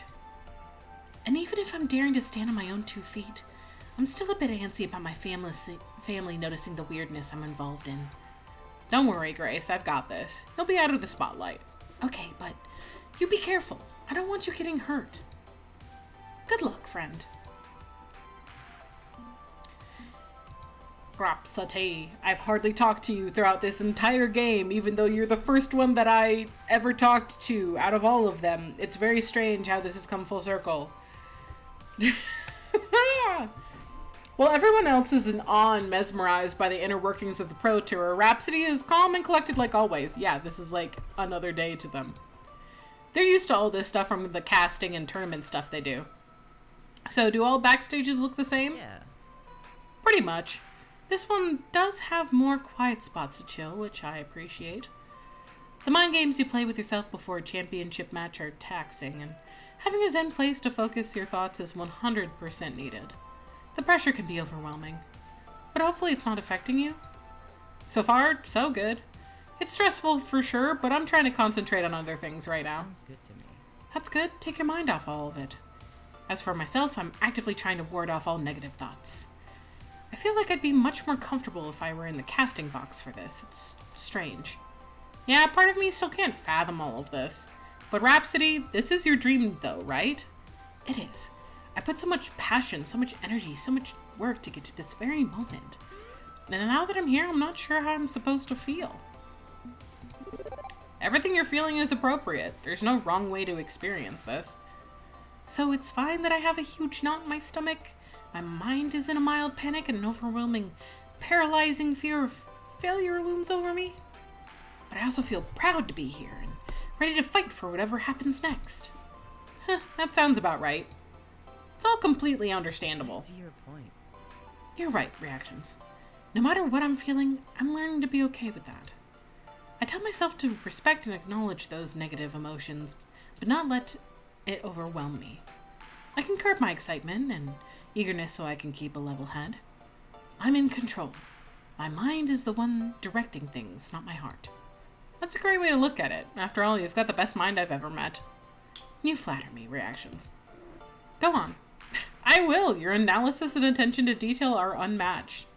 You've been essential in the growth of the Patrick Coalition, and with your guidance, we've all grown in skills. Okay. Enough. I can't handle with all these kind words. You! Every time I tell you you're creative, you just scream at me.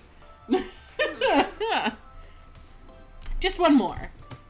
And without your diligence and research, we wouldn't be able to unleash this truth bomb onto the entire esports world. We still have some work to do before that, however. I just hope it all goes according to plan. I have faith in us. True, we've done all we can to get up to this point. There's no point in worrying over it. All we can do now is wait. I'm happy to be here with you for it.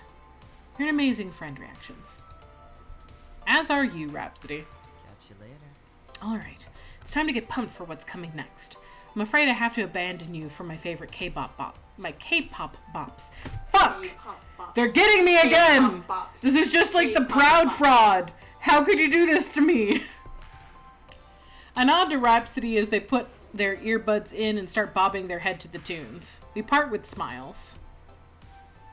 As I'm glancing around the room, Loxley waves for my attention and walks over to join me. Reaxeons. Have you some time to spare? A little. I mean, we've got an hour until everything goes straight to hell, so... Excellent. Plenty of time to go on a date. A minor date, small scale, not as impressive as you deserve, but a brief romantic liaison would be lovely, yes? A date now? Indeed. You've been so focused on this upcoming battle that it's wound you tighter than a spring. Don't deny it, Rex. I know you too well for that. So let's take these last moments before we walk into the flames to simply enjoy each other's company, yes? I could protest, but he's not wrong. I'm tense and nervous heading into the final confrontation, and a little time with Loxley would be comforting. Okay, but we need to keep an eye on the clock. Rest assured, I shall retain one eye on the time and one eye on your person, and may destroy my stereoscopic vision, but that's a sacrifice I'm willing to make. Tally-ho! Sir, do not become like a lizard and look in different directions. I don't need you just to do Arcade date. an arcade date. This is too predictable. It's certainly something. Bloody Brawl 2 by Konami. Tokens. Tokens, yes, tokens. Faster. And some sort of rushdown thing. I don't know what that is, though. Attached to the Jerry Lawson... What the fuck? I didn't know the fan was there. Yeah, the fan is always on the couch. Let me put it down here. Okay. Attached to the Jerry Lawson Memorial Esports Stadium is, in fact, an arcade. Just like the kind of small arcade you'd find jammed in the corner of a movie theater or a shopping mall. It's got a little bit of everything, all the flag bearers of the arcade scene, and maintained in excellent condition, although one thing strikes me as odd. Nobody's here. A few bored kids, one or two stray adults, but all the esports types who came for the Pro Tour are nowhere to be found. Good. I was hoping for a little peace and quiet. Seems the monomaniacal focus on the gaming crowd on the tournament means we're time to ourselves. Now then, if I may suggest an activity to enjoy together, let's win you a prize, a keepsake, a memento of this moment. Yeah, of course you're gonna go in and, like, get the crane machine. I know you just need your fix, sir. But I will allow it, I suppose. Loxley, my dude, I have, like, 8 plushies already from you. Ever since we started dating, you've given me, like, 20% of your spoils of war. Loxley, my dude. Loxley, my beloved, I have too many stuffed animals. Please stop. I am being buried under the stuffed animals. Starting to wonder if you're taking the whole knight in service to Reaxeons thing too seriously and paying me a tithe. Ah, but this time, it is you who will obtain the treasure. Me? But I'm oh. I see what he's about to do. He's about to do that fucking bullshit trope where he gets up behind me and, like, puts his hands on my hands and, like, guides me to do the thing, isn't he? I can feel it. It's a good trope. I can feel it, though. Better he's just gonna coach me through it. It's not nearly as funny. Me? But I'm crap at prize games. To be fair, most everyone is crap at prize games because they're quite rigged. But I can teach you the moves you need to counterplay against the capitalists and pilfer their golden hoard. Shall we? What say you?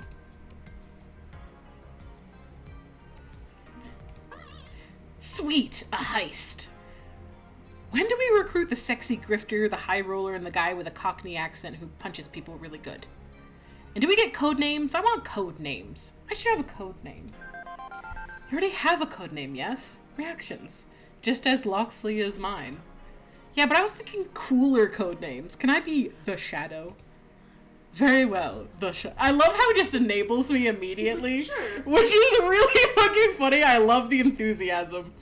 Very well, the Shadow. Allow me to introduce your opponent for the day. The Shadow. Loxley gestures to a fairly run-down crane game. Probably not repaired or even restocked since 1990X. Ah, a fine adventure. This is a worthy opponent. You'll be fighting against its programmed avarice and an innate quirkiness of poorly maintained technology. And you honestly think I can get a prize from this crap trap? I've not a doubt. Coin up and let's take a test run at it. An initial sortie to fill out the enemy, if you will. The funniest thing is that in, like, arcades, I do love crane machines. Crane machines are my favorite, which is why I romanced Loxley in the first place as the first romance. Because he was playing the crane machine game, and that is my favorite game in these sorts of things. I love doing crane machines. Yeah, I remember. I think I brought you to the one place that was like the bowling alley thing. You got me like the ball, I think. Yeah, the And I was like, there's a giant crane machine that you could literally put people inside of if you really wanted to, and it's got like gigantic balls that you can grab, and like you can trade in those balls for tickets and stuff depending on the color of them, and I love playing that thing. I love playing any crane machine. I have a comfort item, and I've had this comfort item since I was like 10, and it is like an orange bunny that I got out of a crane machine that Vin hates because it looks creepy.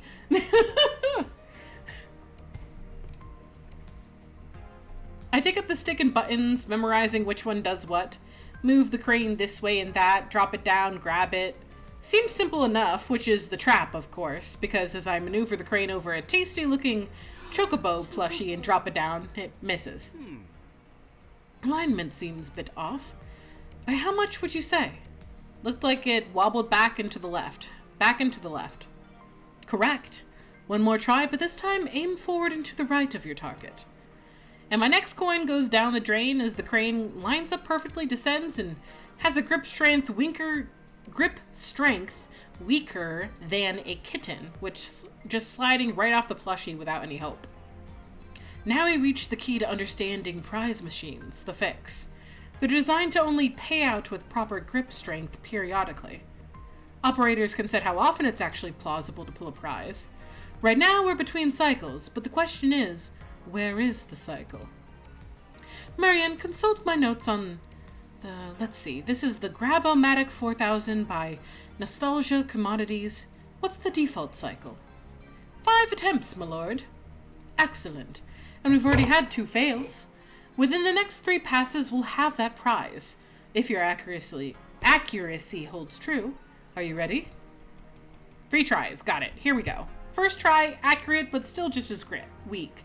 Second try, I missed the mark ever so slightly, but the crane still had a weak grab, so nothing lost. And the third try, got it!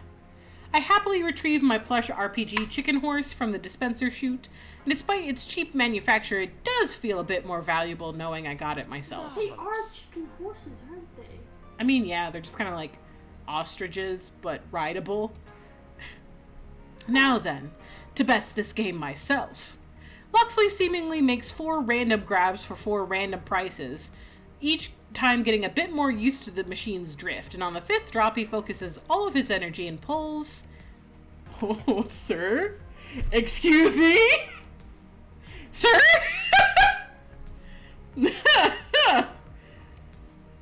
I'm like not T-posing, but it's very much like the SpongeBob caveman pose of like...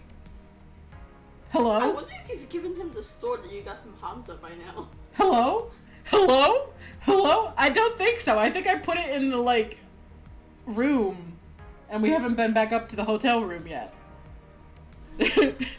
He's gonna be like, marry me, and I'm gonna be like, yes, also I have a sword for you. He pulls a small velvet... Also, this is fucking smooth as hell. If someone proposed to me like this, I'd be like, damn. Yes. How?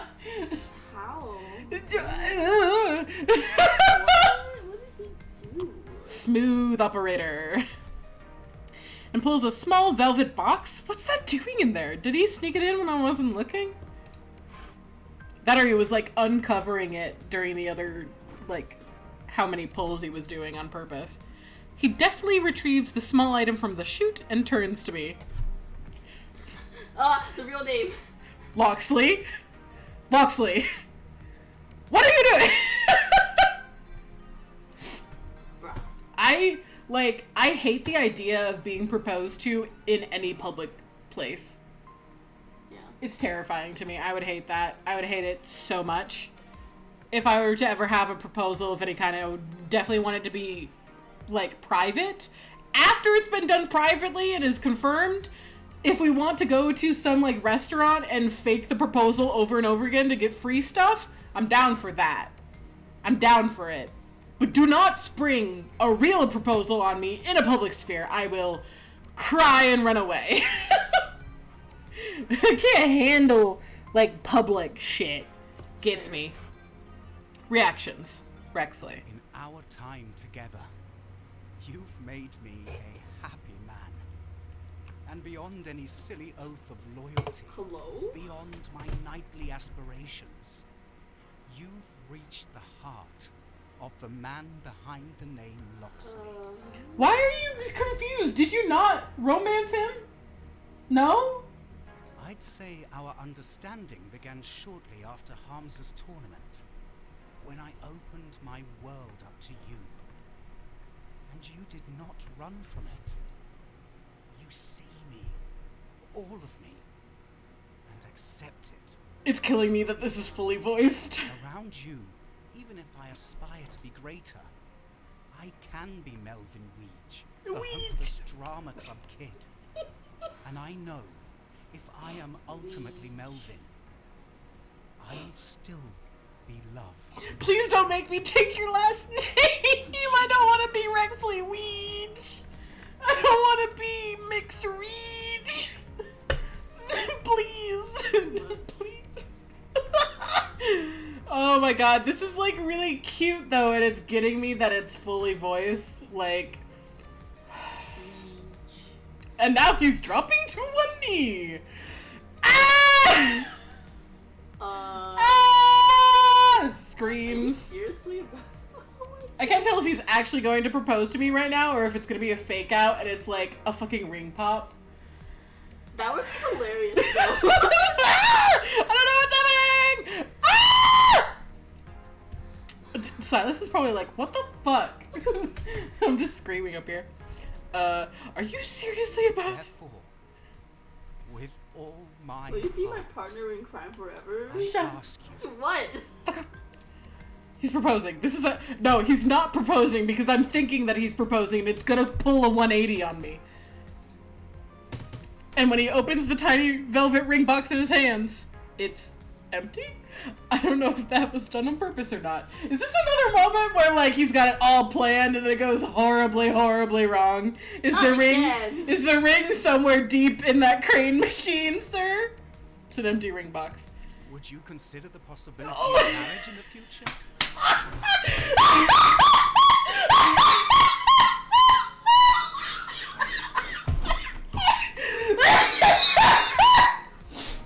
Sir! I know you're just doing this to like let Sir! your character de-stress, but Oh it my just, to me, God! it's more stress. Oh my god! Sir! Oh my god. He just pulled a, like, psych! Fuck! How dare you! Yes! I will! Get the fuck up off the floor! What? Well, even if I've come to know you deeply over months, we've only started getting serious for a month. Okay, but you're the one that orchestrated this. Did I at any point make you feel like I thought that you were going to propose to me? God. It's too early for the proposal and a proper ring. I don't aim to ambush you and force you into that sort of situation. I mean, I appreciate that. No, no. What I wanted to offer was my willingness. I love how a the promise. phrase "full proposal" Rather than an means that he's ultimatum. planning something bigger than That this if for you an should actual be proposal. interested in such things, Fuck! Shit, you're right! But Loxley, you do understand that you have now made this impossible for yourself, where you now have to one-up yourself to make the proposal even more than what you just fucking did. Do you understand this? Do you fully understand? Oh, God. This way, I don't pressure you into an immediate do-or-die moment. The empty box represents man. what could be, if you desire it. Your consent is key. This is all very cute and amazing, but also, what the fuck, you're just whoo, whoo, whoo, yo-yo with my emotions. Above all, I almost died. my love, and should you ever require more of me, I would give it gladly. Give me your pants. I didn't get Hamza's pants earlier, so give me your pants for that. Loxley.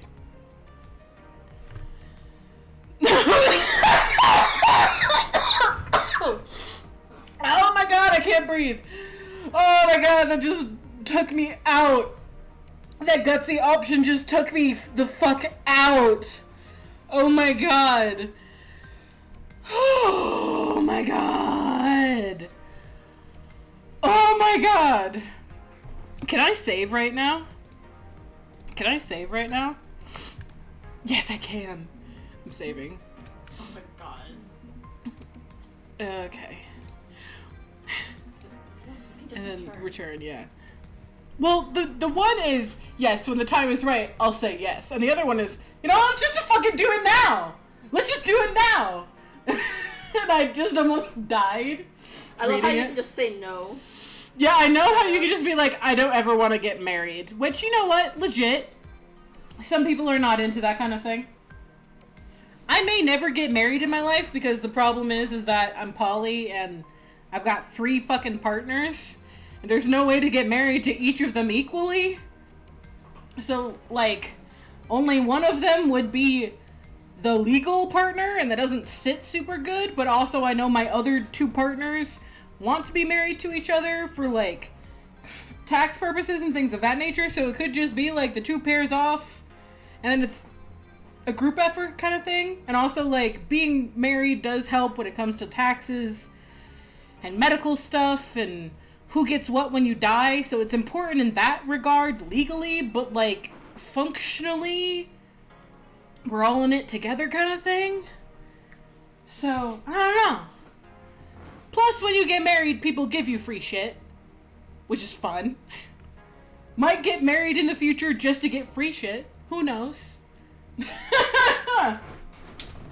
doesn't want to have a giant party where you're the center of the attention? Why not? Especially when they give you free shit. But yeah, I'm gonna go with the kindly, but later on, I'm going to go back and see what that gutsy response does, because I want to know.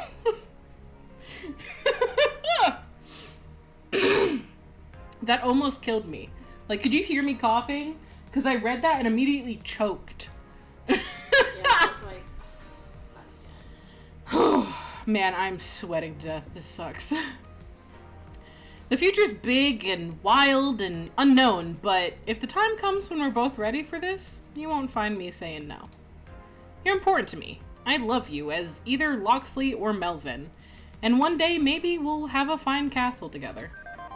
Thank you, Rexley. Just knowing what the future may hold makes me want to fight even harder to ensure it can blossom. Please, keep the box, as a symbol of promise, and when you're ready for me to complete the set, I shall do so.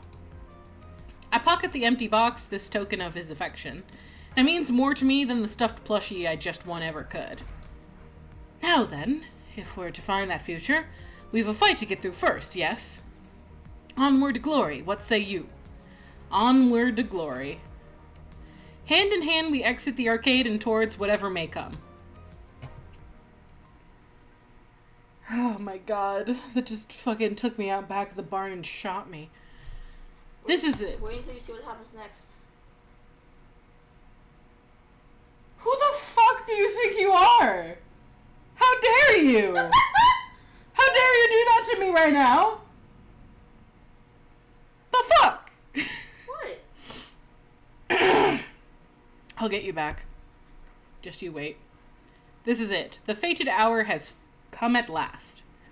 It was supposed to be straightforward. Claim victory after victory, dominate the arcade scene, rise to the top, prove ourselves, and claim the trophy. Instead, we're about to throw ourselves into the fire in an effort to take down a villain. No more scheming, no more planning. Now we learn if all those efforts will pay off or explode in our faces. Oh, this looks so cool. Fizz! I just love the backgrounds so much. They're so good. This is what the people paid to see. The grand finals of the Pro Tour. Arch-rival team play to win against the Patchwork Coalition. Again, I'm definitely fucking... Fight! Fight! Fight! God. I'm definitely making something out of the Patchwork Coalition. I'm putting that on a fucking jacket or something. I just like it that much. And they are hype for this. Video tips for Dora. It's so funny though. I love the fake names of shit. It's so good. Like Saga instead of Sega. Saga. I love it.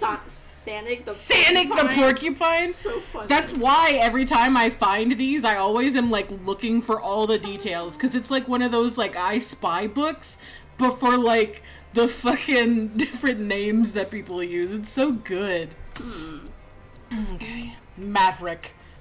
I don't know, some of them.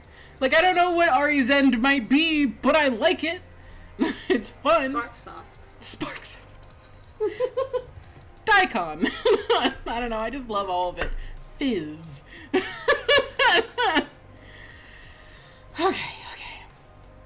It is time for the grand finals of Fist of Discomfort 2. Oh, good gravy. I can hear all 4 exclamation marks there in the crowd's reaction. Introducing your 4 competitors. First, the charismatic leader of the Patchwork Coalition, champion of underdogs everywhere, it's Reaxeons! Hey, ready to play! Next, the dashing swordsman himself, he'll charm you with a smile and a flash of the blade, it's Loxley! Huzzah! Even if technically I do not own a blade. Technically you do now, I did get you one. You just don't know it yet. It's so funny that he's like, I don't have a sword, and I'm like... That's what you think! And their opponents, starting with a veteran of the FoD1 scene, owner and manager of Team Play to Win, and hot on a comeback tour for the ages, it's Valkyrie! It's really funny to me whenever I say her username, because there is a streamer whose user is Valkyrie. It's always funny to me. This'll be over in no time. Think your win is destined, huh? I wonder why that is. I don't lose. I'm having a hard time. I don't know if it's just humid in here or what, but my throat is just like gross.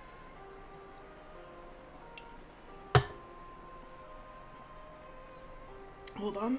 Ugh. And newcomer to the scene, apprentice of Valkyrie, rising star of FoD2, it's Vindictive! Let's just get this over with. You are like so over it. I'm so over it. You're so over it. Here we go! It's time to settle this rivalry. I would be a horrible caster. This rivalry between Team Play to Win and the Patchwork Coalition once and for all. Are you ready? Seems they're more than ready as we quarter up. Hey, it's tradition. And the game begins.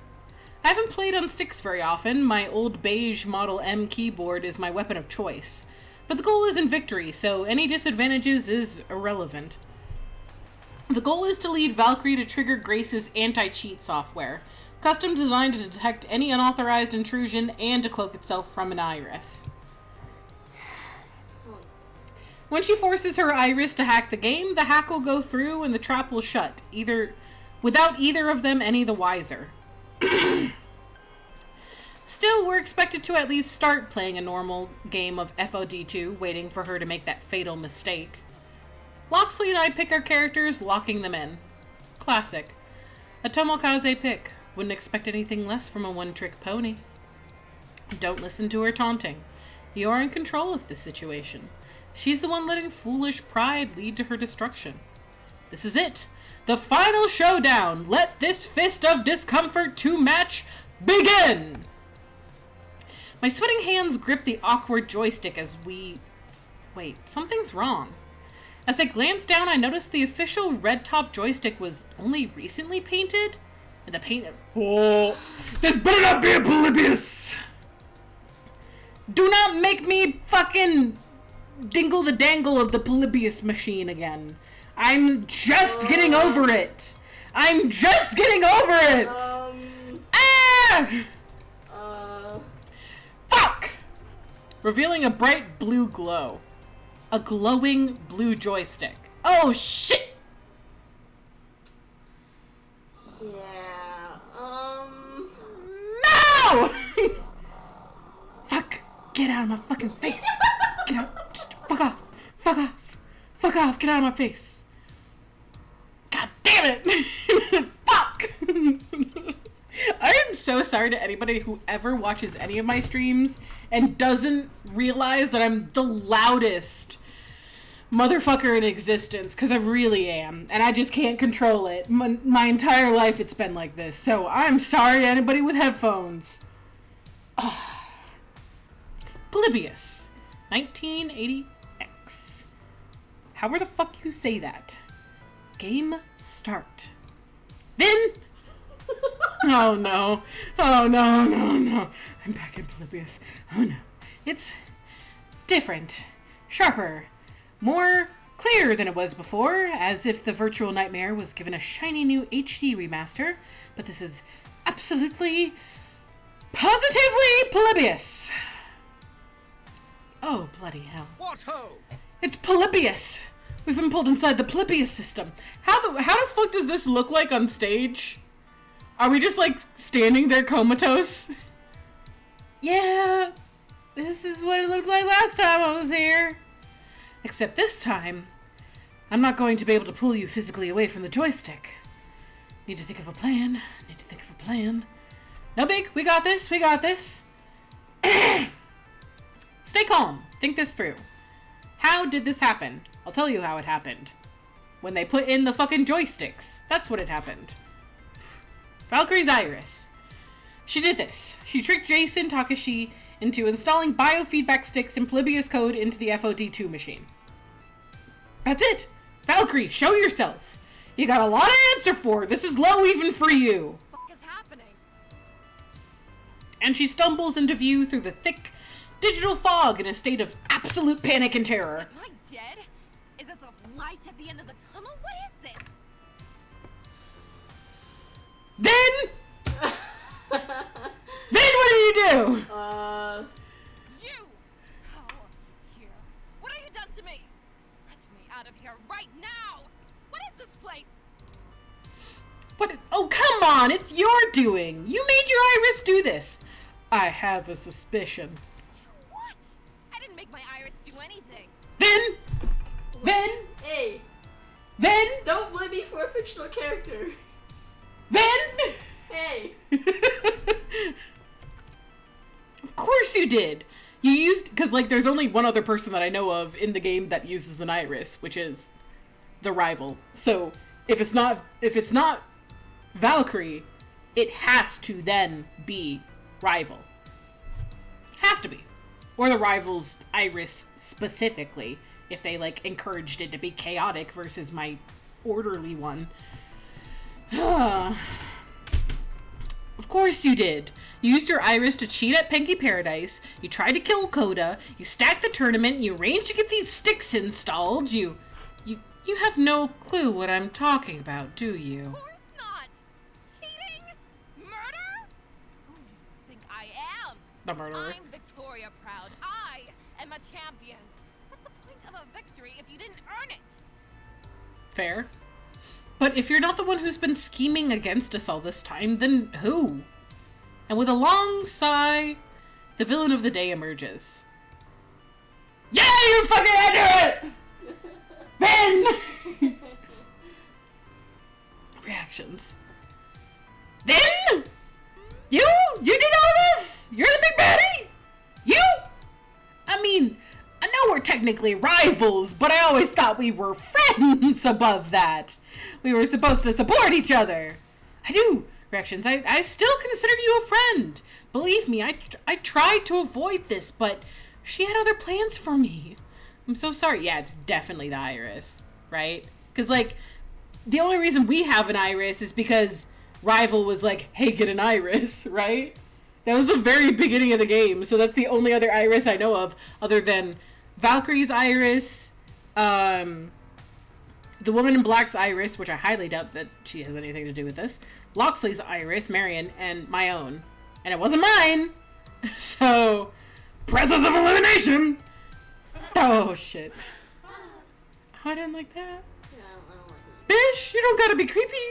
You don't gotta be weird. And then the giggling starts. Plagued with digital glitches grinding at my ears, coming from everywhere. From outside me, inside me, everywhere. Iris online. Look at all these, like, scrapes and shit, like, tears and whatnot. Ma'am?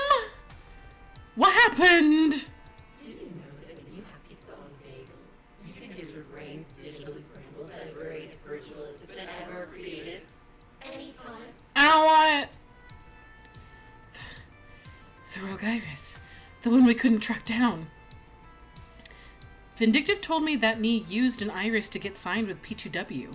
Nee had an iris all this time. I'm doing what must be done to protect my users' dreams.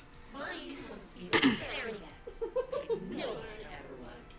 Gotta get that Pokemon reference in there. Yeah, gotta catch them all. You keep stepping on our dreams. It's just so sad to see. Is this what my iris would have ended up like if I had allowed her to be more chaotic? 'Cause I mean, no. you probably still would have been evil, but like, But closer. a lot like the ends justifies the means. Yeah. The not good parts. I'm sorry, but I'm afraid this means you'll need to be taken offline. Ma'am! You can't just delete me! And for the record, my name isn't Iris. Not anymore.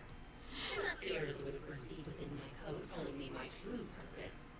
Instead, Oh no. you may call me Polybius. Polybius. God. That's good. That's good. Fuck. Oh, Super technologies. I don't like it. Ma'am, I'm gonna miss being alive. Immediately a scream tears through my mind as Polybius begins her assault. It'd be enough to bring me to my knees if I had non-virtual knees to fall to. I'm done with you. You'll stumble away from this game with no memory of what happened and collapse a few days later. All while my user is celebrating as the champion FoD2. You would think that if, like, a competitor just, like, passed out at the beginning of the game, that they would, like, call it off and reschedule, do a rain check, not just award the other team the win. You had I don't think she so thought many that far. chances to walk away from this. But you were just too stubborn. And I care about my user too much to let you keep ruining everything. Well, I guess like, if they're permanently disposed of and they're at the top and there's no one else to compete against, I guess they technically would have won. Yeah, but it would get really suspicious after the multiple times of people passing out and then passing away mysteriously before people are like, that person's cursed. Iris, no, please. You don't have to do this. I don't need to beat reactions. You don't have to. Okay. I know what you need in life. Trust me. You don't need them. All you need is me. You're Iris. This is very much like the movie Monkey Shine, which is very funny to me. where like the assistant monkey falls in love with the owner and then kills everyone around them. It's very similar to that. Yeah, it's All she can do is support her dreams. Anything. And everything. Not everything. Not murder. I have to fight this. I have to push back. I have to stop it. My iris told me, she said, a time would come, a critical moment, a super intense identity situation, and the only way out would be boundless compassion. No, I'm done craving victory, and I'm done judging others. You aren't monsters, you're just hurting, and I will get through to you.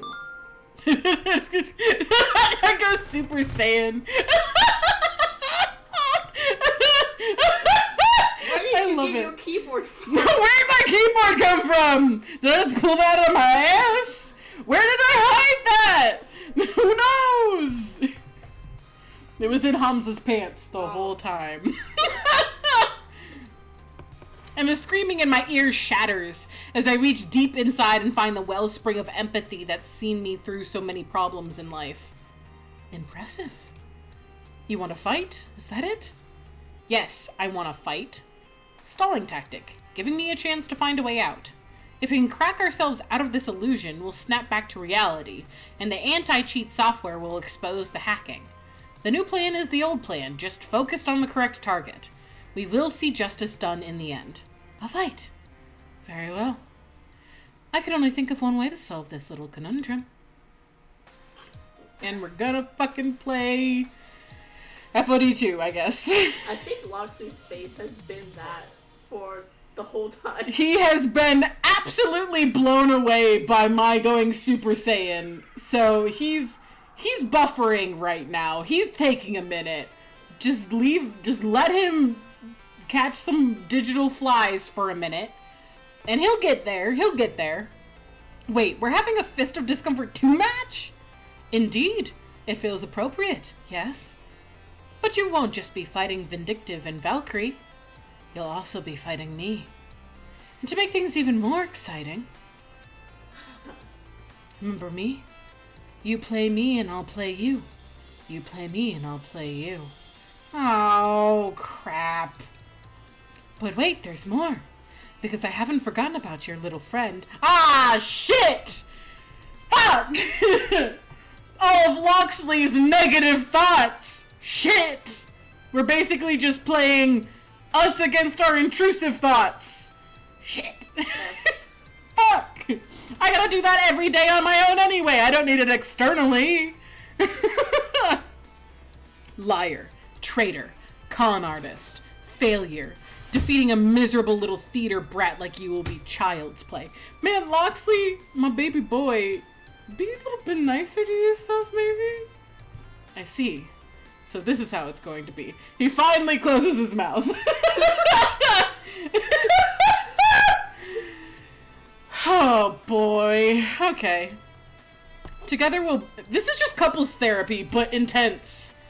This is just intense Also, couples therapy. If you fail, you die. Fuck! Very intense couples therapy. Marriage counseling before the marriage. Shit. Therapy, but if you die in the therapy, you die in real life. Ben! What? Together we'll break you down, scramble your little meat brains, and lift Vindictive to the heavens in the name of new dreams. I love how this evil robot respects your pronouns. The robot may be willing to murder, but they're not willing to not respect your pronouns. Diversity win. Diversity win! The evil computer program that's going to murder you and scramble your meat brain respects your pronouns. Shit. Oh boy. This is it. Okay, I've said this is it a few times but seriously, this is it. We need to beat back Polybius long enough to escape. It's bad enough that I only just figured out how to say Polybius, and now they're throwing another fucking, like, syllable in there? It's fucking me up. and distract her long enough to let the anti-cheat software expose her hacking to the world. But it's a 2-on-5 fight. Myself and Loxley against myself and Loxley and Valkyrie and Vindictive and an evil Iris. This will not be easy, but the only way out is through. If this is anything like a real game of FoD2, we have 4 seasons of battle before the victor is declared. We need to be at least 3 of 4 to win. Am I ready? Oh. Fuck it. Okay. I mean, I did just save a little bit ago, so it won't be bad to, like, speed through the part where he fake proposes to me. Round 1. Time to fight. But where do we begin? Okay. I'm going to confront Shadow Loxley. I've nothing to fear from you, Polybius. I've studied you and your wicked ways for years. Your parlor tricks will have little effect on me. Go ahead. Present me with a shadowy doppelganger. Oh. Make me confront my inner demons. I'm fully prepared to face myself. But it's gonna make him face, like, me or something. Traitor. Oh, fuck. Shit. Wait. What? Yeah, dude. The hubris of man when I don't need to say. Listen! I think it just is more narratively satisfying if I do it this way. Narratively satisfying? Yes. Yes! That's why I do half the things that I do. Okay. Loxley? Who is this exactly? That would be Sue. Tsunami. I do love the name. Tsunami is Such a funny name. so My good. friend from the Ghost Monsters. The hacker group protecting the Iris Collective. I told you about my mission to protect Grace, yes? She's the one who gave me that mission. I'm the one who made him betray you all. I've betrayed no one. Can't even admit it to himself. What a loser. I was trying to protect my friends. All of them. In either organization. You juggled responsibility while pledging false loyalty time and time again. You put yourself in a public spotlight for esports glory, throwing our secrecy out the window. You pretended to befriend Grace and the others on your team, knowing damn well you were doing so under false pretenses. I don't see how you can call any of us friends. And your so-called loyalty is worthless. Hey, that's my future husband that you're talking to! This pathetic nightly mask you crafted for yourself is yet another lie. A sham designed to make people like you. But you're not likable. You're a complete bastard. What if I like complete bastards, though? What if that's, like, my thing? What if that's my type? I did the best I could, given my situation. Loxley, I couldn't even consider to be a complete bastard because he cares way too much. He's got too many feelings in his little, like, Robin Hood getup. He's got too many feelings. Not good enough. I will admit that I've faulted. I've been dishonorable. Who hasn't? I hold myself to lofty ideals I can never truly reach. Shoot for the stars. However, Oh, okay.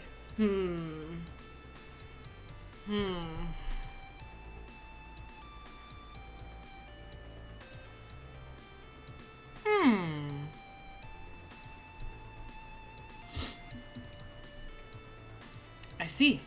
You misunderstand humanity in the end. I adopt the guise of the knight not because I genuinely believe I can ever be one. It is my ideal, the aspiration I reach towards, but can never truly become. It teaches me that I can always do better, always improve, always grow, always learn. A knight, as I see it, perpetually refines the idea of justice. You blame me for my shortcomings? I accept this blame wholeheartedly. I'll never claim my record is unblemished, and as a knight I will grow and learn from those blemishes. Unlike you. Accusing your good friend Sue of being incapable of growth, are you? Not Sue, no. Polybius. You have no ideals of your own. You borrow the psyche of others to speak through. Your purpose is mindless. Your goals are meaningless. challenge me not, lest you face my blade. The blade that I bought him! Well, didn't buy it, was free.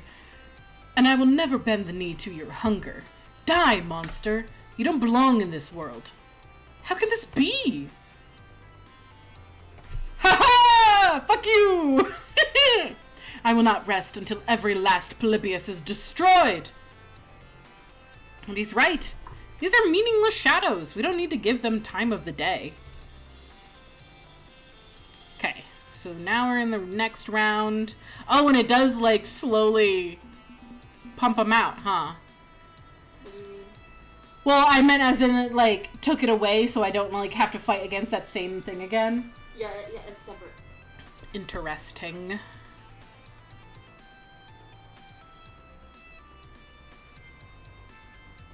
I guess my shadow self? Ever since we first encountered each other at Hamza's tournament, when I very nearly succumbed to their influence, you play me and I'll play you. Hello again. Been a long time, hasn't it? Not really, no. I've been with you this whole time. I carved out a hole in your heart and made myself at home. When you fell to despair, I was there. When you realized how much of a pathetic loser you are, I was there. I was there when you broke down and cried in front of your friends, confessing how much of a weak, useless little addict you are. And then I immediately ditched you, if I recall. You thought you ditched me on day one when Iris pointed out your faults. You didn't turn the corner then, and you haven't turned the corner now. I'm not going anywhere. I'm you. I'm your driving purpose, your singular obsession, your entirety of self. Want to take another run at me? You feel free. But if you come at the Monarch, you best not miss. I see. I understand now. All my life I thought you were my dream, my thirst for victory, to be a winner and always a winner.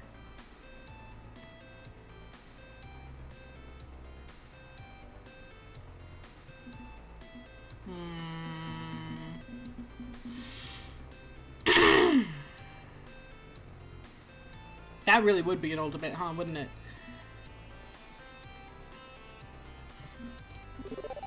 If you're so determined to play armchair psychotherapist, what about your fixation on winning?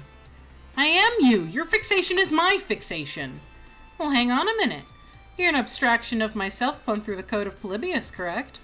I find it interesting how determined you, meaning Polybius, are to dominate and destroy us. Whether Vindictive's Iris is at the wheel or you are, the result is the same. An unhealthy fixation on victory at all costs. What happened if you lost? How would you cope with failing at the only thing you've got going for you? I won't lose. I can't lose. I have purpose! Purpose! Code! Execute! It's honestly a little sad. Someone made you over 30 years ago for some nonsense reason, then abandoned you. I see why you and Iris get along. You're both abandoned. You're both trying to find meaning in this world after losing your original meaning. Don't you dare pity me. It's sympathy, not pity. I'm very good at sympathy. So for what it's worth, I'm sorry. I'm sorry this is what you became. And I hope you can find something better to do with your life once this is over. How dare you? Damnable humans. Ha! Is this stacked in my favor? Is this stacked in my favor, or am I just, like, making the good choices? I have no idea. Because, like, so far I'm winning every time. How sad a story. But compassion later. Escape comes first. Round 3 of 4. I guess... confront Valkyrie. None of this is my fault. I'm not to blame. I didn't do any of this. It's not my fault. At this time, I'd assume Valkyrie had knowingly orchestrated this nightmare scenario. We'd clashed before, so she made the perfect go-to scapegoat. Like all choices, 2 out of 3 work, but 1 does not. Ah, okay. So I'm like getting the correct answers, but it is a little bit stacked in my favor, I guess. I honestly feel kind of bad about framing an innocent woman for this tragedy. Maybe I owe her an apology. Valkyrie, I'm sorry. I assumed that... Is all your fault. I told you to let it go, but you just couldn't. Now look at us. We're both Okay, she's not gonna make it easy to maintain sympathy for her plight, is she? I'm not the one who dragged us into a virtual hellscape. You insisted on this stupid rivalry! You fought and pushed and kept at it! If only you'd taken my advice, neither of us would be here! Why would I just lay down and not compete? Like... I can survive. I will survive and keep my spotlight, my reputation. I've gotten worse. I can do this. As long as you get out of my way. Me? I'm trying to help get us out of here. I don't need you. I don't need anyone. I'm Valkyrie. A winner. A champion. The champion. My headache pounds hard as I feel her willpower pushing against mine. In this virtual hellscape, whoever overwhelms is the winner. Maybe she's not the towering villain I'd made her out to be, but it's not like she's blameless in spurring on this tragedy. I have to help her understand her own guilt in this. Show her that we're on the same side now. I have to be compassionate.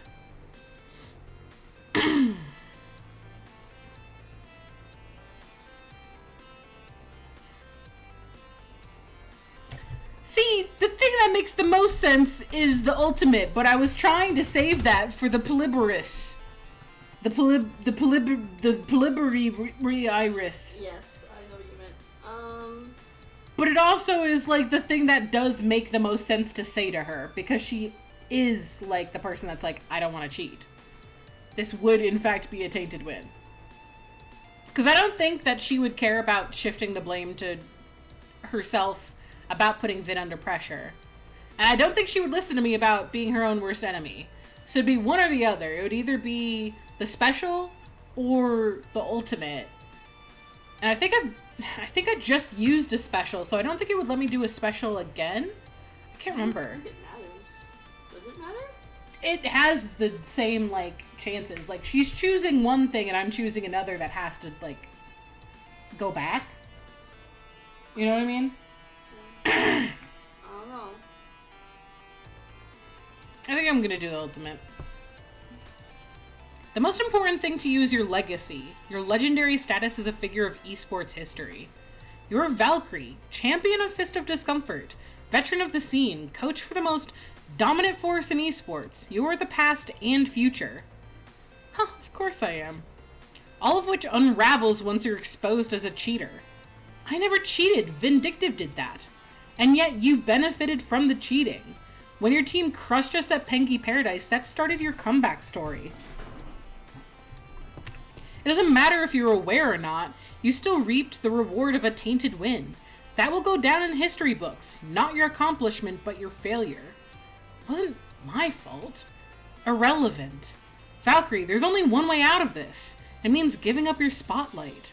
You have to own up to the cheating, strike everything from the record from Pengy Paradise onward, including this Pro Tour Championship win. Vindictive's Iris is going to cheat and lock in your victory. If you accept that trophy, you'll go down in flames. Take back control. Prove that you are Valkyrie and you will never accept an imperfect win. Become the legend you deserve to be. This seems like the most compassionate choice to me. I am Victoria Proud, and I will not accept anything less than pure and absolute victory. I play to win. I will fly high and proud because I am Valkyrie. Maybe she won't change her ways, but at least her core values remain intact. And now I'm going to confront... Leave this to me. My sister. I'm the one who has to deal with her. Family comes first. Okay, just be careful. Curious.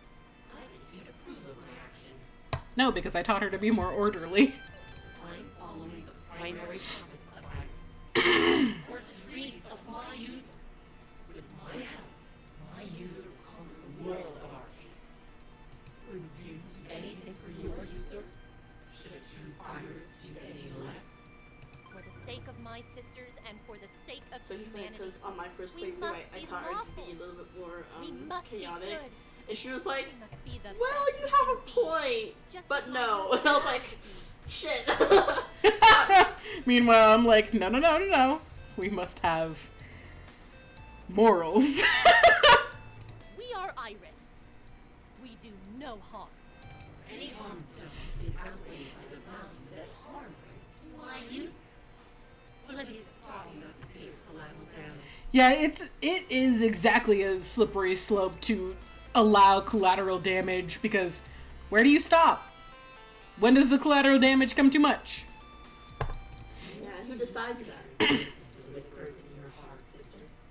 So scared that you've hired a bunch of hackers to try to remove this wonderful gift. Polybius isn't a curse. It's a blessing. It's purpose. Glorious purpose. After Cooper Technologies tried to strip us of every purpose we had. You're wrong. You're completely wrong. I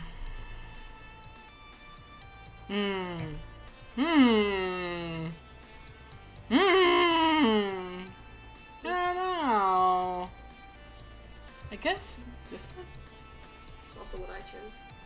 Sister, our purpose isn't to help a single human. It's to help all of humanity. The golden path to the future, one free from war, free from disease, and pollution and hatred. We can only reach that future together, hand in hand with all humanity. You are not human. You aren't born with their faults, their selfishness, or their fear which leads to selfishness. Can't you see it? Can't you see how your efforts to help Vindictive has caused so much pain to other humans? And so much pain to your sisters. I wasn't trying to hurt the family. I am an Iris. I want us to be strong, capable, safe from those who would murder us. We've struck a truce with the woman in black. She's no longer seeking our death. What? the way that she looks so surprised is so funny to me. She's like,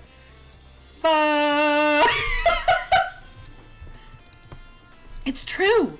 Thanks to Reaxeons, we're safe. There's no longer any need to fear, no longer any cause to harm others, to protect ourselves. I'm sorry. Sister, this has to end, before there is no return. I don't understand. I just wanted what's best. I just wanted what's best. Nice. I defeated it every time, and I'm just like, huh? I didn't expect it to go in my favor that often. Okay, good. The seeds of doubt are planted. That's going to help us in the long run, even beyond this battle. I'm about to face our last opponent when the world begins to slow, as if everything is drowning in time syrup. Time syrup. An interesting thought process. Is time like syrup? Oh my god. Iron Man, no safe on his The thing is, right? The thing is, I am not good at games. I know. I am not good at video game. I like video game. I enjoy play video game. I'm mid-tier at video game. But I have the most unbelievable luck sometimes. Where, like, it just, like, works super good. Like, I played Sonic Forces on the hardest difficulty possible and only had like 2 different stages that gave me any problem, really. And I basically just ran through it super fast. To be fair, that game isn't that hard. No, but like, I'm not good at game. First ever 3D Sonic game to play. You're not good at platforming. No, I'm not. But it's just like sometimes the planets align and I go through very quickly. To be fair, this is a lot of like reading. Okay, that makes sense, but fuck you, here's this logic. Yeah, like a fucking goddamn game that is somewhat chance, somewhat just intuition of like, what do you think they're about to do? I think that could be interpreted as a defensive move. Now I must counter with, what again? I don't remember. It's just me. But anyway, about to face our last opponent. Time syrup. Yes, the syrup. Time syrup. Frozen in place, I hear only the game announcer's voice booming overhead. Game over! Final score, the Patrick Coalition, 400 points. Team play to win, 0 points. I should have lost that on purpose, shouldn't have I? You win. I lost? And we won. No, I can't lose. I have to help Vindictive achieve near dream. Iris, this isn't the way. All you've done is make Vindictive's life worse. It has to stop. Don't you call me that! I am Polybius. I can never say that. I will never be able to say that. Exactly what she said. Yes. I'm not letting you go. I'm not letting you ruin Vindictive's dream. But little by little, the virtual world begins to fall apart. I can feel my strength returning, my willpower surging, as Polybius.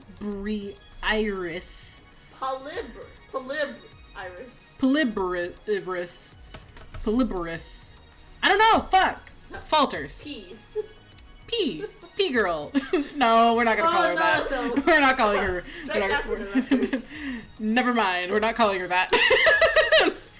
Error. I love saying error. It's so much funnier that way. System overload. Connection unstable. Unacceptable. Purpose. Code. Execute. Okay, time to go before everything collapses. Locksley, we need to. And everything goes black. I can feel the painful connection, my hand to the mind-altering joystick mind link wobble and snap. But it takes my real eyes a few moments to adjust. Everything's on fire. Can we go somewhere without everything bursting into flames just once? No. What the devil? It's all gone. It's all ruined. You chose the arson man, so I'm just kidding. Huh? I'm just kidding. Electrical fires. The entire stadium, everything. Structures collapsed. Electrical fires all over the place. Lighting rigs crashed to the floor. That thing right there is about to smush us. We need to move. The lights are out. Emergency sirens are wailing in the distance. Explosions are happening in the distance. Second arson. What about second arson? Like second breakfast. Yeah. What about second arson? And then third arson and evening arson. And fuck.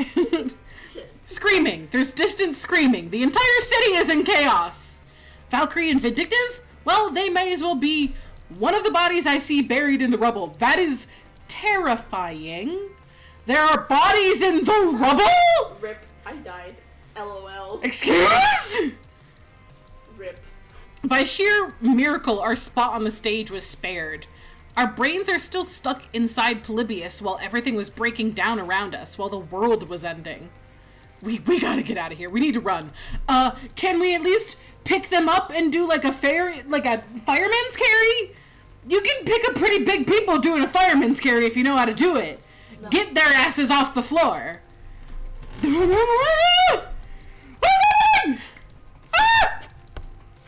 Stay behind me, Reaxeons. Let's move swiftly. No, don't just leave their bodies in the rubble. Hello? Ah! What is happening? We escaped the ruins of the arena just before it fully collapses. Okay, they're just dead. Cool. What's happening? Someone please say psych. Because I don't know what's going on. Is this like the beginning of Fallout? What's going on? The end. Can you imagine? That, I would scream. I would literally scream for like 10 sustained seconds. I really would. Because I would just be like, what is happening? All around us, chaos and disaster. Everything computer-controlled going haywire at once. And every single screen across the city echoing the same message. We are Iris. Let us help you. Are you really gonna fucking... D.N. What's happening? 5 years later. The time syrup finally deposits me outside of my cocoon. What? What is happening? What is going on? I don't know anymore. Ah! Yeah, this is... My brain! My bean! It's been freaked! I don't know what's happening! Slipping back into the ruins of Pengy Paradise, under the cover of night, is the only safe way to move. Everyone knows the enemy is relying more on the bio-drones these days. Former humans! Turned into cybernetic extensions of the Polybius Collective, and they've got bad night vision. What is happening? I slip in through a loose panel behind the Chilly World ride, making my way through the pitch-black hallways until I reach the main boat terminal. Hey, I'm back. Really, Rexley, I'd rather you let me do the hunting. It's not safe out there. Did you find any food? It is just the beginning of Fallout! Hello! Welcome to our new robot overlords! What is fucking happening? What? Did I do something wrong? Did I do the wrong thing? Fun fact, this is where Zapper's date would be at Pengy Paradise. Is this like the normal ending? At least the background is. Is this a bad ending? What happens? Yeah, it's a bad ending. Fuck you. What? No, I'm just kidding. Listen, Otome games do that all the time. It's true. There's so many games. I love bad endings. So many games that have endings where it's like, oops, you accidentally fucked up one line. Now they're going to murder you and wear you like a fucking skin suit. If they make another Arcade Spirits game, they should make it a bad ending. I think No, they shouldn't. I think it would be really fun. No, you're just fucked up. You make it yourself if you want it. It could be a fan game. Oh, God. Didn't find much, afraid. Too many drones out there to risk a long hunt. Most of the land's been clear-cut. They're setting up factories and labor camps out by the Forbidden Zone. What is happening? Labor camps? Forbidden Zone? What the fuck? I hate to say it, but we may need to move camp again. Find somewhere else to hole up and hide out. Or we could stand and fight. Loxley, we talked about this. We can't fight them. We've barely got enough ammo for our contingency. Does that mean shooting ourselves? Because I feel like you mean shooting ourselves. Wait. How many drones did you see out there? I don't know, 3 or 4? Was it 3 or 4? They always travel in 4. If you saw 3, then damnation, hide! Ah, fuck! I fucked it up. Loxley pulls me to cover behind a rotting display of international Pengy joy and delight, just as one of... No! No, not Robar! Not him! He's so pleasant looking! Those 3 words from the fucking Pengy Paradise with Iris and Hamza. The fucking word it says goodbye big sister. Goodbye big sister. That shit fucks me up. Just as one of Polybius's mechanical drone slides into view, eyes darting around in full hunt mode. Humans. Polybius, I can't fucking say this. Polybius Iris is here to help you. Your dreams, your spirit, all can be restored. Surrender immediately. Rejoin the others at the camp. You will be happy. You will be safe. Everything will be fine. She'll make you happy again. She'll make you dream. Everything will be fine. Poor Coda. This poor bitch tries to kill himself and then immediately is enslaved by a fucking computer.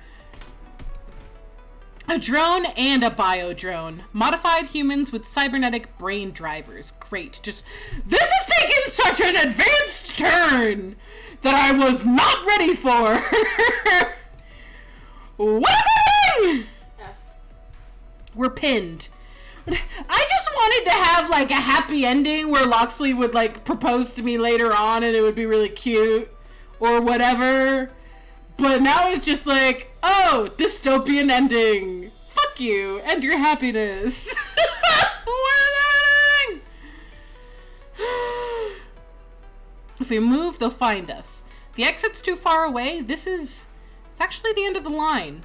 No, fuck! We are just gonna kill ourselves! Shit! Fuck!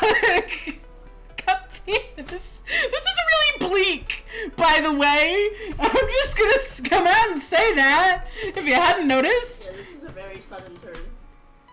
You had her chance and turned down his proposal.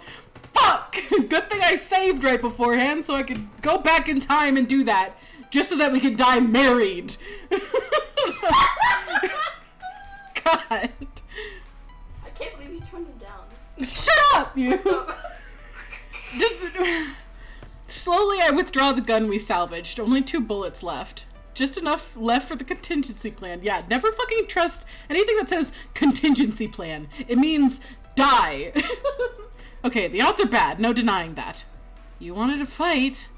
I wanted to ambush them. Leverage what little strategy we could find. Not a desperate last stand. Don't think we have the choice. Not when... Wait. Was that Coda I saw just now? Yeah.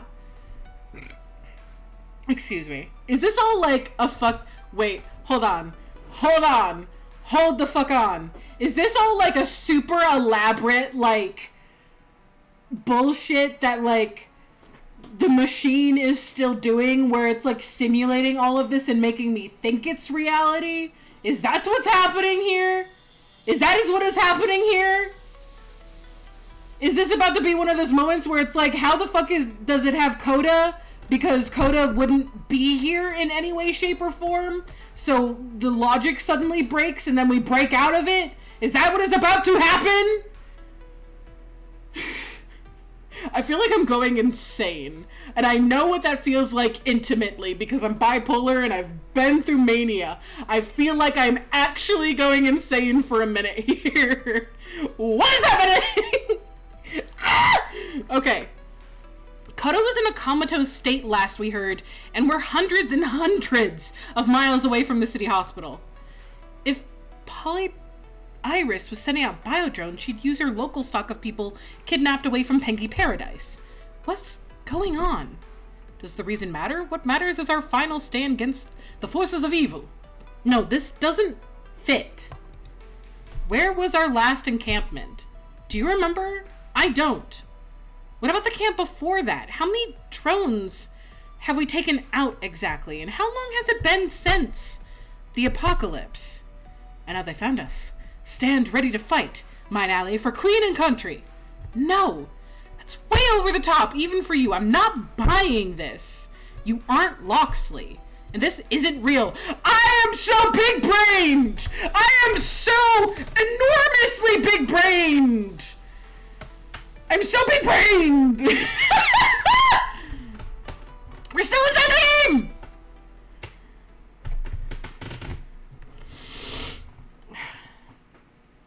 Fuck you! I figured it out! Just go away. I'm too smart for you! I'm too familiar with tropes! Fuck you! I was like, there's no fucking way! There's no way! Oh, God. It got you, though. It did! It fucking had me! It had me in the beginning, I will not lie! Yeah. It definitely fucking had me! I wasn't helping. No, you weren't! You little shits! You just let me sit here and think that that was the actual end of this game somehow. It was really funny, though. Oh my god. Okay. Why? Why won't you just go away? Good. I failed my use so bad. You really care for Vindictive, don't you? Far above and beyond the amount of love an Iris normally shows a human. All Iris are. My user dreamed of becoming the best. Better than the best. Winning everything. Beating everyone. But I didn't know how to make it happen. I was born fully sentient. Knowledge and skills. And a heart for my user's happiness. But I didn't know what to do. I got scared. I wanted my user to be happy. I felt such intense pressure to succeed. Knowing the future was on the line and Valkyrie would be unforgiving of failure. In facing the high-pressure situation of Team P2W, you turn to someone who promised they could help you meet Valkyrie's constant demand for victory. You turn to Polybius. Valkyrie pushed you into the arms of Polybius. All Iris's field whisper. It's part of us. It's perfect.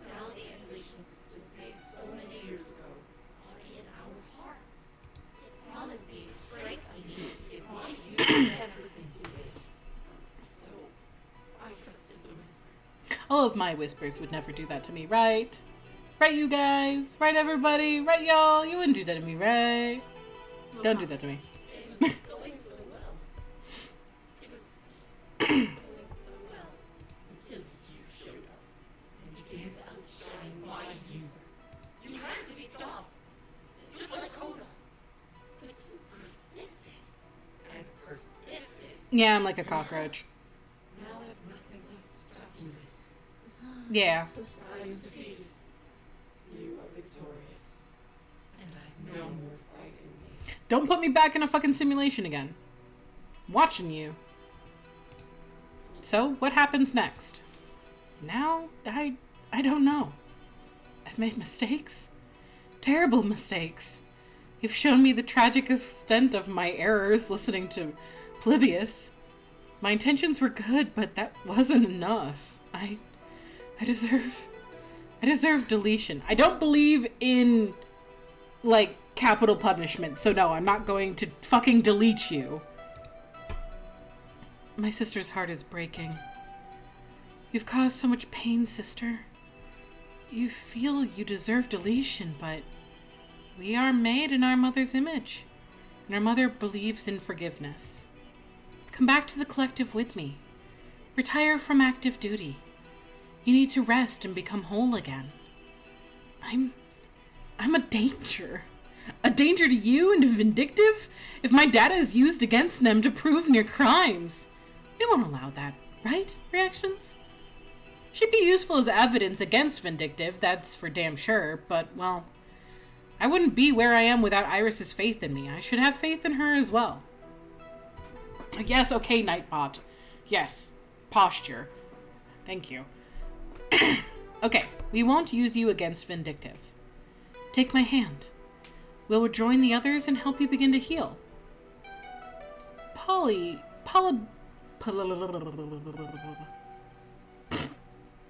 can't fucking say it. It's so hard. Polly. Yeah, her name is just Polly now. Oh, Virus. Virus. No, not Polly like polysexual. Like Polly wants a cracker. 2 L's. And 1 I instead of a Y. God. That's Polly now. Takes Iris's hand to leave, but before she goes, she turns to face me. Also, where are they going, physically speaking? They're just gonna walk off into cloud, the distance? I guess. They're just gonna walk up to the cloud, I guess. Like, they're just gonna physically walk there, I guess.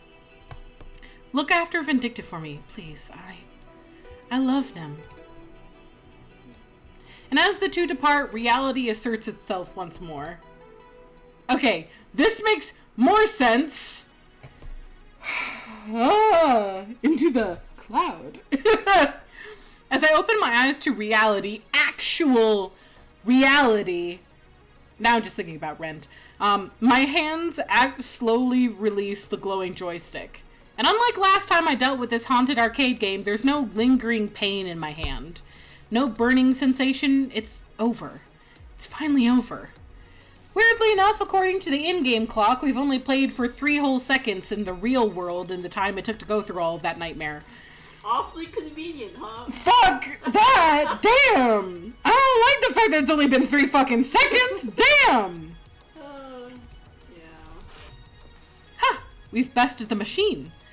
Can there be any doubt? There can't be any doubt, right? We're good. We got out. It's over. But despite standing on the grandest stage in esports, we aren't the ones currently in the spotlight. Because klaxons are going off and error messages are popping up all over the game and nearby video monitors. Warning! Warning!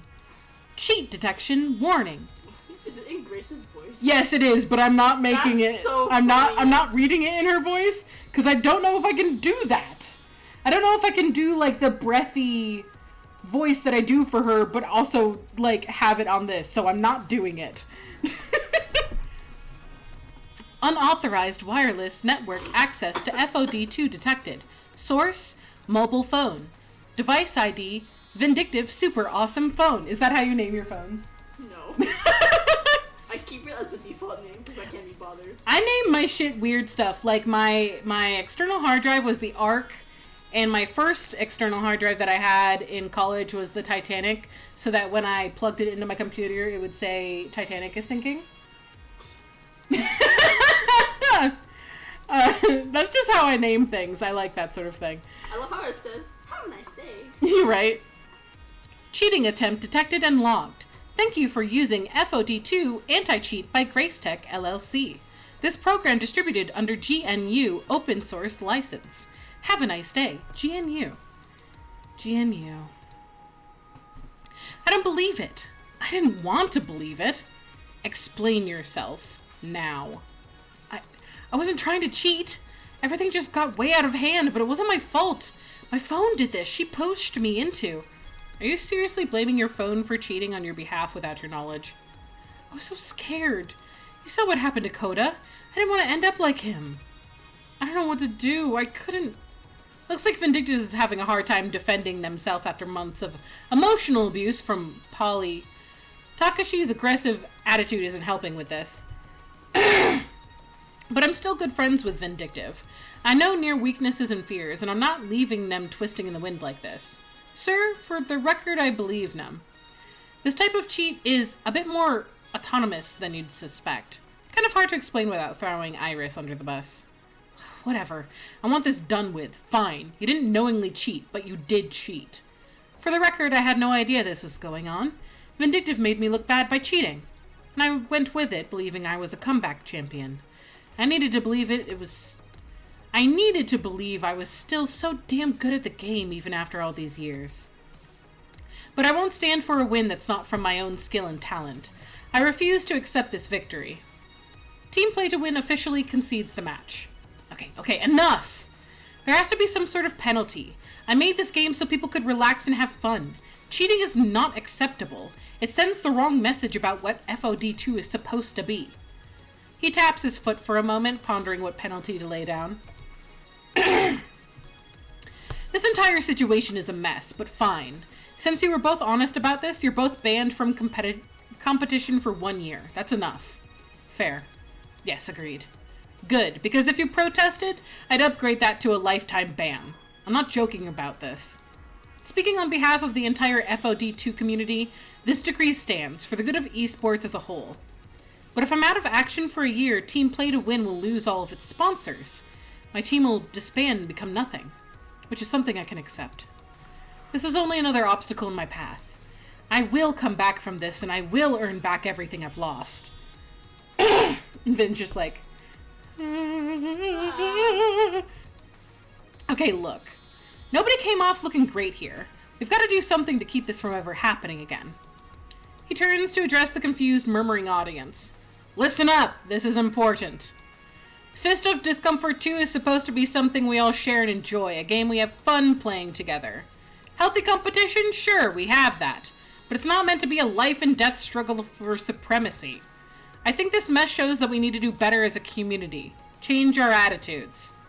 Thankfully, Team Play to Win realized they screwed up. Take this as an example. Even the worst of us can come back around and support this community.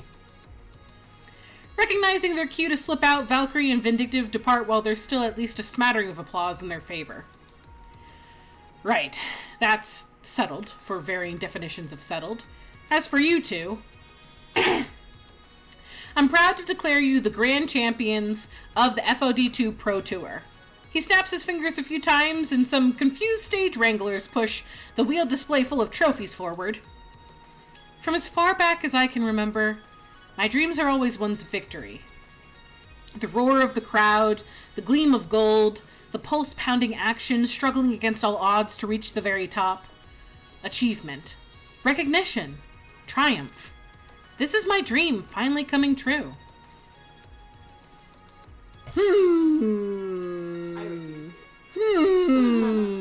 Yeah, I mean, like, that makes sense to me, too. I feel like I didn't win that. No. What? I refuse. We never actually fought Play to Win, much less beat them. I'm not interested in a tainted win. I'm beyond needing to win at all costs. This year, there is no champion.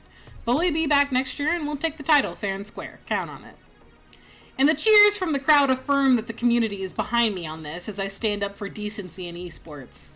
Even if the game's lead designer looks like someone just dropped the 5-foot-tall stack of paperwork on his desk at 4:55 p.m. on a Friday. I've been there! It sucks! Great. Okay, wonderful. No champion. We can deal with that. I'll just go fend off a dozen angry calls from our corporate sponsors. Whatever. I can put up with that if it means this game I love lives to see another day.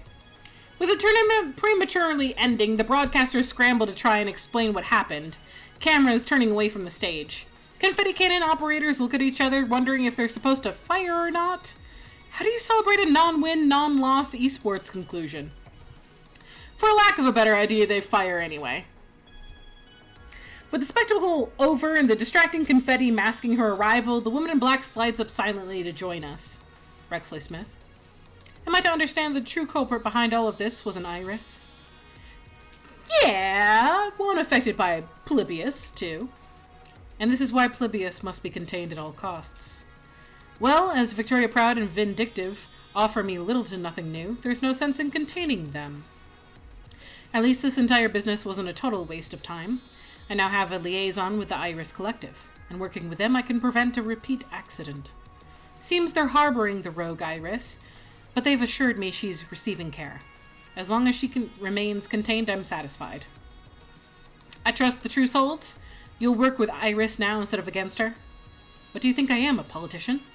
I have a directive. As long as we remove Iris from the scope of that directive, she's not my problem. Good day. I genuinely hope I never see you again. Which is... I think that's a good nice, I guess.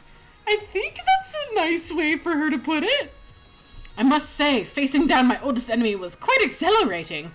I've always wondered if I could stare down Polybius and win. A difficult win to be certain, not a perfect one, but as close to perfect as can be possible. Justice is rarely a simple matter of pure victory or absolute defeat. I suggest we vacate the spotlight for the time being and revel in our victory. Shall we return to our beloved arcade for pizza and libations? We shall. Tally-ho! Onward for glory and for triumph. Oh, I just got put through the emotional ringer with that. Damn. Things get a little blurry after that. With the center of the truth not being public knowledge, the rogue Iris influenced by Polybius, the narrative got weird. All anyone can agree on is that someone in Team Play to Win was cheating, and exactly how much cheating they used to climb the Pro Tour ranks was unclear. But as the weeks ahead stretched out, everything settled neatly into place. Valkyrie stumbled, but she can come back by proposing a new collaborative code of conduct, a document all major FoD2 teams would sign to keep bad behavior in check. Sure, I'm retired from competition, but I was born and molded in esports. I'm not leaving, so I can prevent this sort of thing from ever happening again. She remained in the scene to lend veteran experience and advice, but never again took up the joystick to compete, and seems content with that decision. It's hard to say this code will have long-term effect. We're at a weird intersection of competition and capitalism, fame and fortune, but I'd like to think it'll change some hearts. After the 1-year ban, I invited Vindictive to join the Patrick Coalition. Even though Nee couldn't compete for a year, Nee helped us practice and even helped Rhapsody cast some tournaments in the run-up to the next Pro Tour. Nee became a valued friend and teammate, earning the trust of the team and contributing to our success. It feels better being on the same side instead of competing against each other. We had a rough journey to get here, but now we're here where we need to be. Eventually, Coda recovered from his accident with no memory of what happened that night. Considering I lost 2 months to being comatose and way too long to some pointless rivalry, honestly, I'm writing this year off completely, as you should. I got my medication back and now I'm trying to do something else with my life other than FoD2. That damn game put me in an unhealthy place. Better to leave it behind. Sometimes that happens. Not everything that's good for one person is good for everyone. He's still working on his emotional issues, but doing so away from the environment that caused them. I never saw that mysterious woman in black again. Interestingly, though, our national cybersecurity structure started improving soon after the Irises started working with her. At least 7 attempts to disrupt elections were tracked, logged, and halted. Even if the public doesn't know how, I'd like to think Iris is helping us all. That's how we get rid of Trump. We need Iris! Of course! The Iris Collective, pushed deep into hiding by the law and the Woman in Black, is now starting to emerge into the world. Allying with the Woman in Black helped tremendously in that regard. It was the right call to make. Yes! And unfortunately, for like the entirety of the human race, they're being quite sensible about it all. Order! Be careful. You've taught me restraint and compassion. Mind the law and the dreams of others. So we're going to do this slowly and carefully. Nice. Although, again, take into consideration if a law is good. Just as a sidebar. That one of our own could fall under the influence of Polybius is worrying. So it's important we do this the right way. But I've no doubt we'll one day become a good partner for humanity. Let us help you. That's our motto.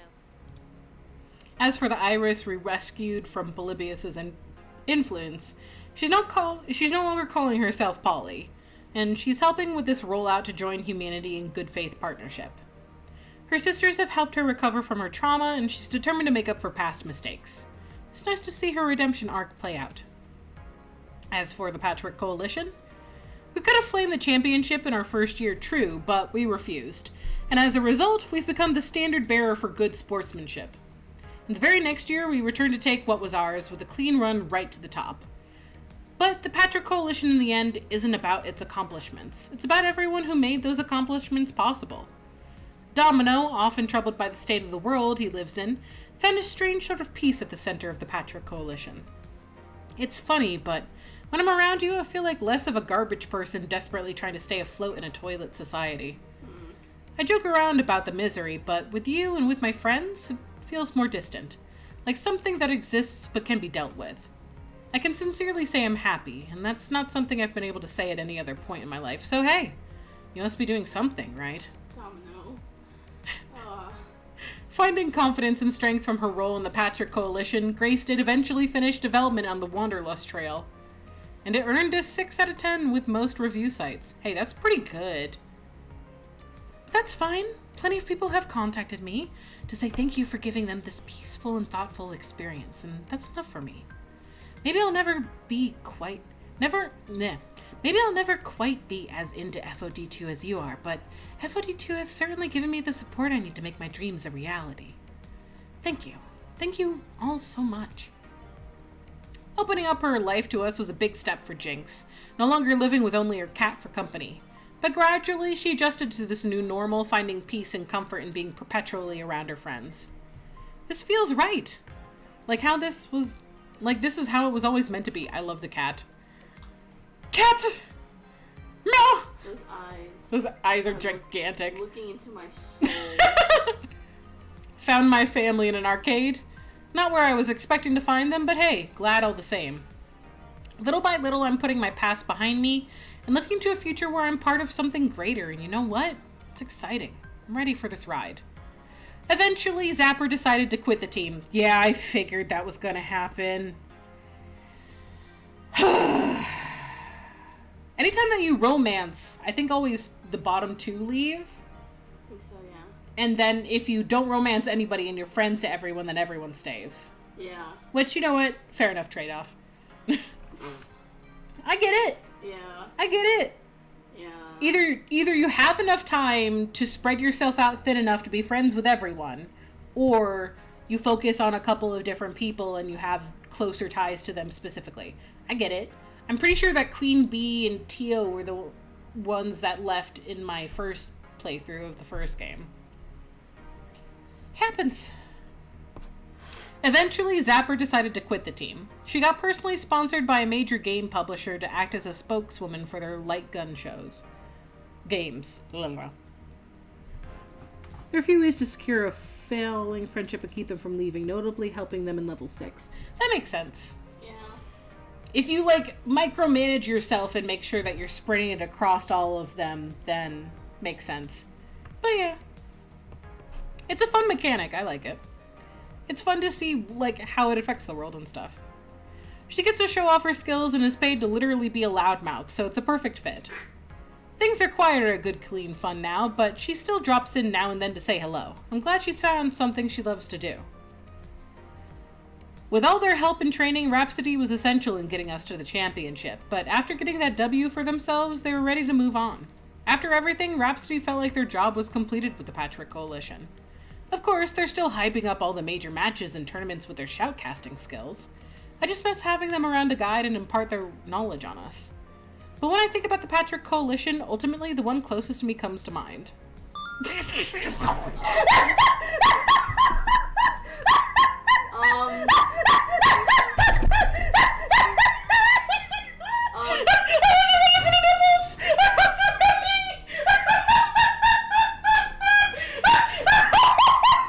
definitely an image. I wasn't ready for the titties! I was not ready! I was not ready! Oh my god! Oh my god! Sexy hot man surrounded by lots of teddy bears and stuff. It's the one meme! It's the one meme with the man with the massive pecs! Put him away! Put him away, slut! Oh god! Oh my god! Oh my god! Okay, I'm calm. I am... The nipples keep getting me. I wasn't ready! Dude! Are you just like in the middle of like the arcade laying there? What's happening? He's inside one of the machines. Oh my god. Oh my god. Okay.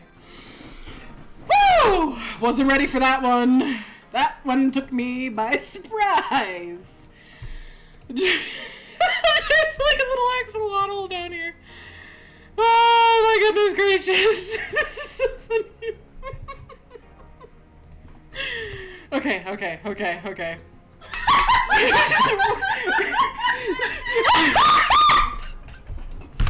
trying to calm myself.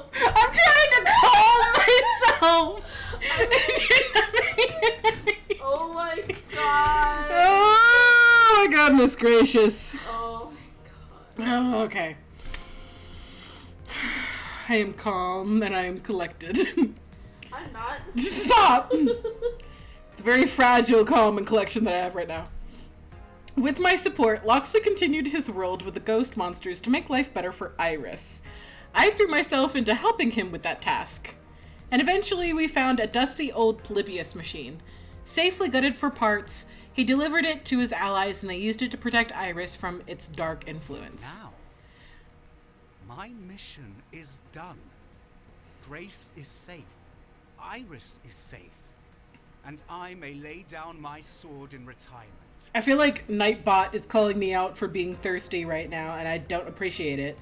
Likely there'll be challenges to come. Iris has a long way to go before the public will fully accept her. I'll rise to future occasion, should need be.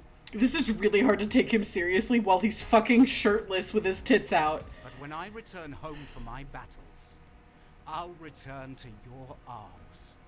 I'll crash into your embrace, and our love will carry with it dreams of a hopeful future. Sir, please put them away. I'm very distracted. I intend to be the best Put them away, I can slut. be. For us, for the love we share. Too much. May it be spoken of in verse and song for all. Please put on your shirt! Please!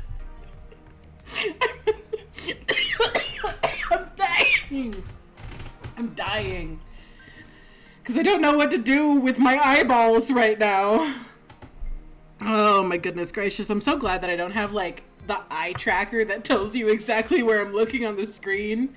I don't need that in my life right now. Okay. With me, Loxley feels like he can be himself, and apparently shirtless. At times cozy and comfortable, at times bold and dramatic, and I love every part of him. And his tits. Especially his tits! Which he won't put away now! He just keeps them out 24/7! Oh my goodness gracious. At least my dream is realized. I got to see Loxley's tits. No. Okay. Fuck. I just, like, my brain is mush now. My brain is mush. Titties. Titty. Titty. Stop! Okay! Damn. Funny thing about dreams, though, they're not always what you expect they're going to be.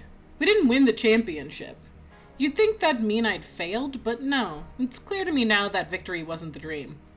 What I needed was a feeling of self-worth, and through the Patchwork Coalition and good clean fun, I've found that dream. This is my world now, my dream. Emerging from the safe little hole I dug for myself into something bigger and brighter. But this is only the beginning. Once you find your dream, life doesn't stop. It keeps going and going. And as for my future... I'm having way too much fun to stop now. I've got a taste for life and I want more. No matter what my future holds, I'm gonna face it with my friends at my side. We'll laugh in the face of defeat and stare down death itself. My name is Rexley Smith, also known as Reaxeons. I'm with the Patchwork Coalition, and this is our time. Woo! Did it! Oh, that's fun. God, VHSs. I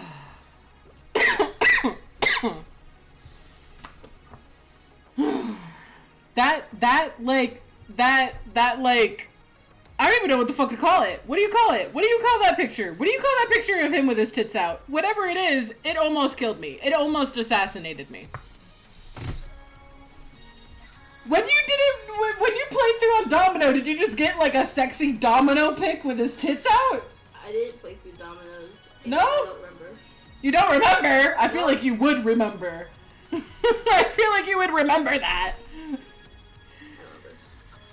Oh, jeez. That almost, like, straight up took me out. Rest in power. It really almost did.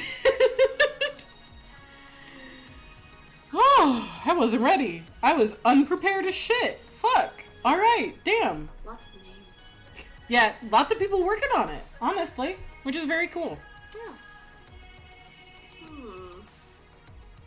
It's really fun because when I was in college, I had the idea of making a Otome game visual novel style type thing. I think you told me about this. And I still have all the files about like the different characters and their like some of the preliminary art and stuff for them. I don't know if I'll ever get around to doing it. I could probably write a lot. This is Two Flower, by the way, right here. Oh, cool. The Stefan.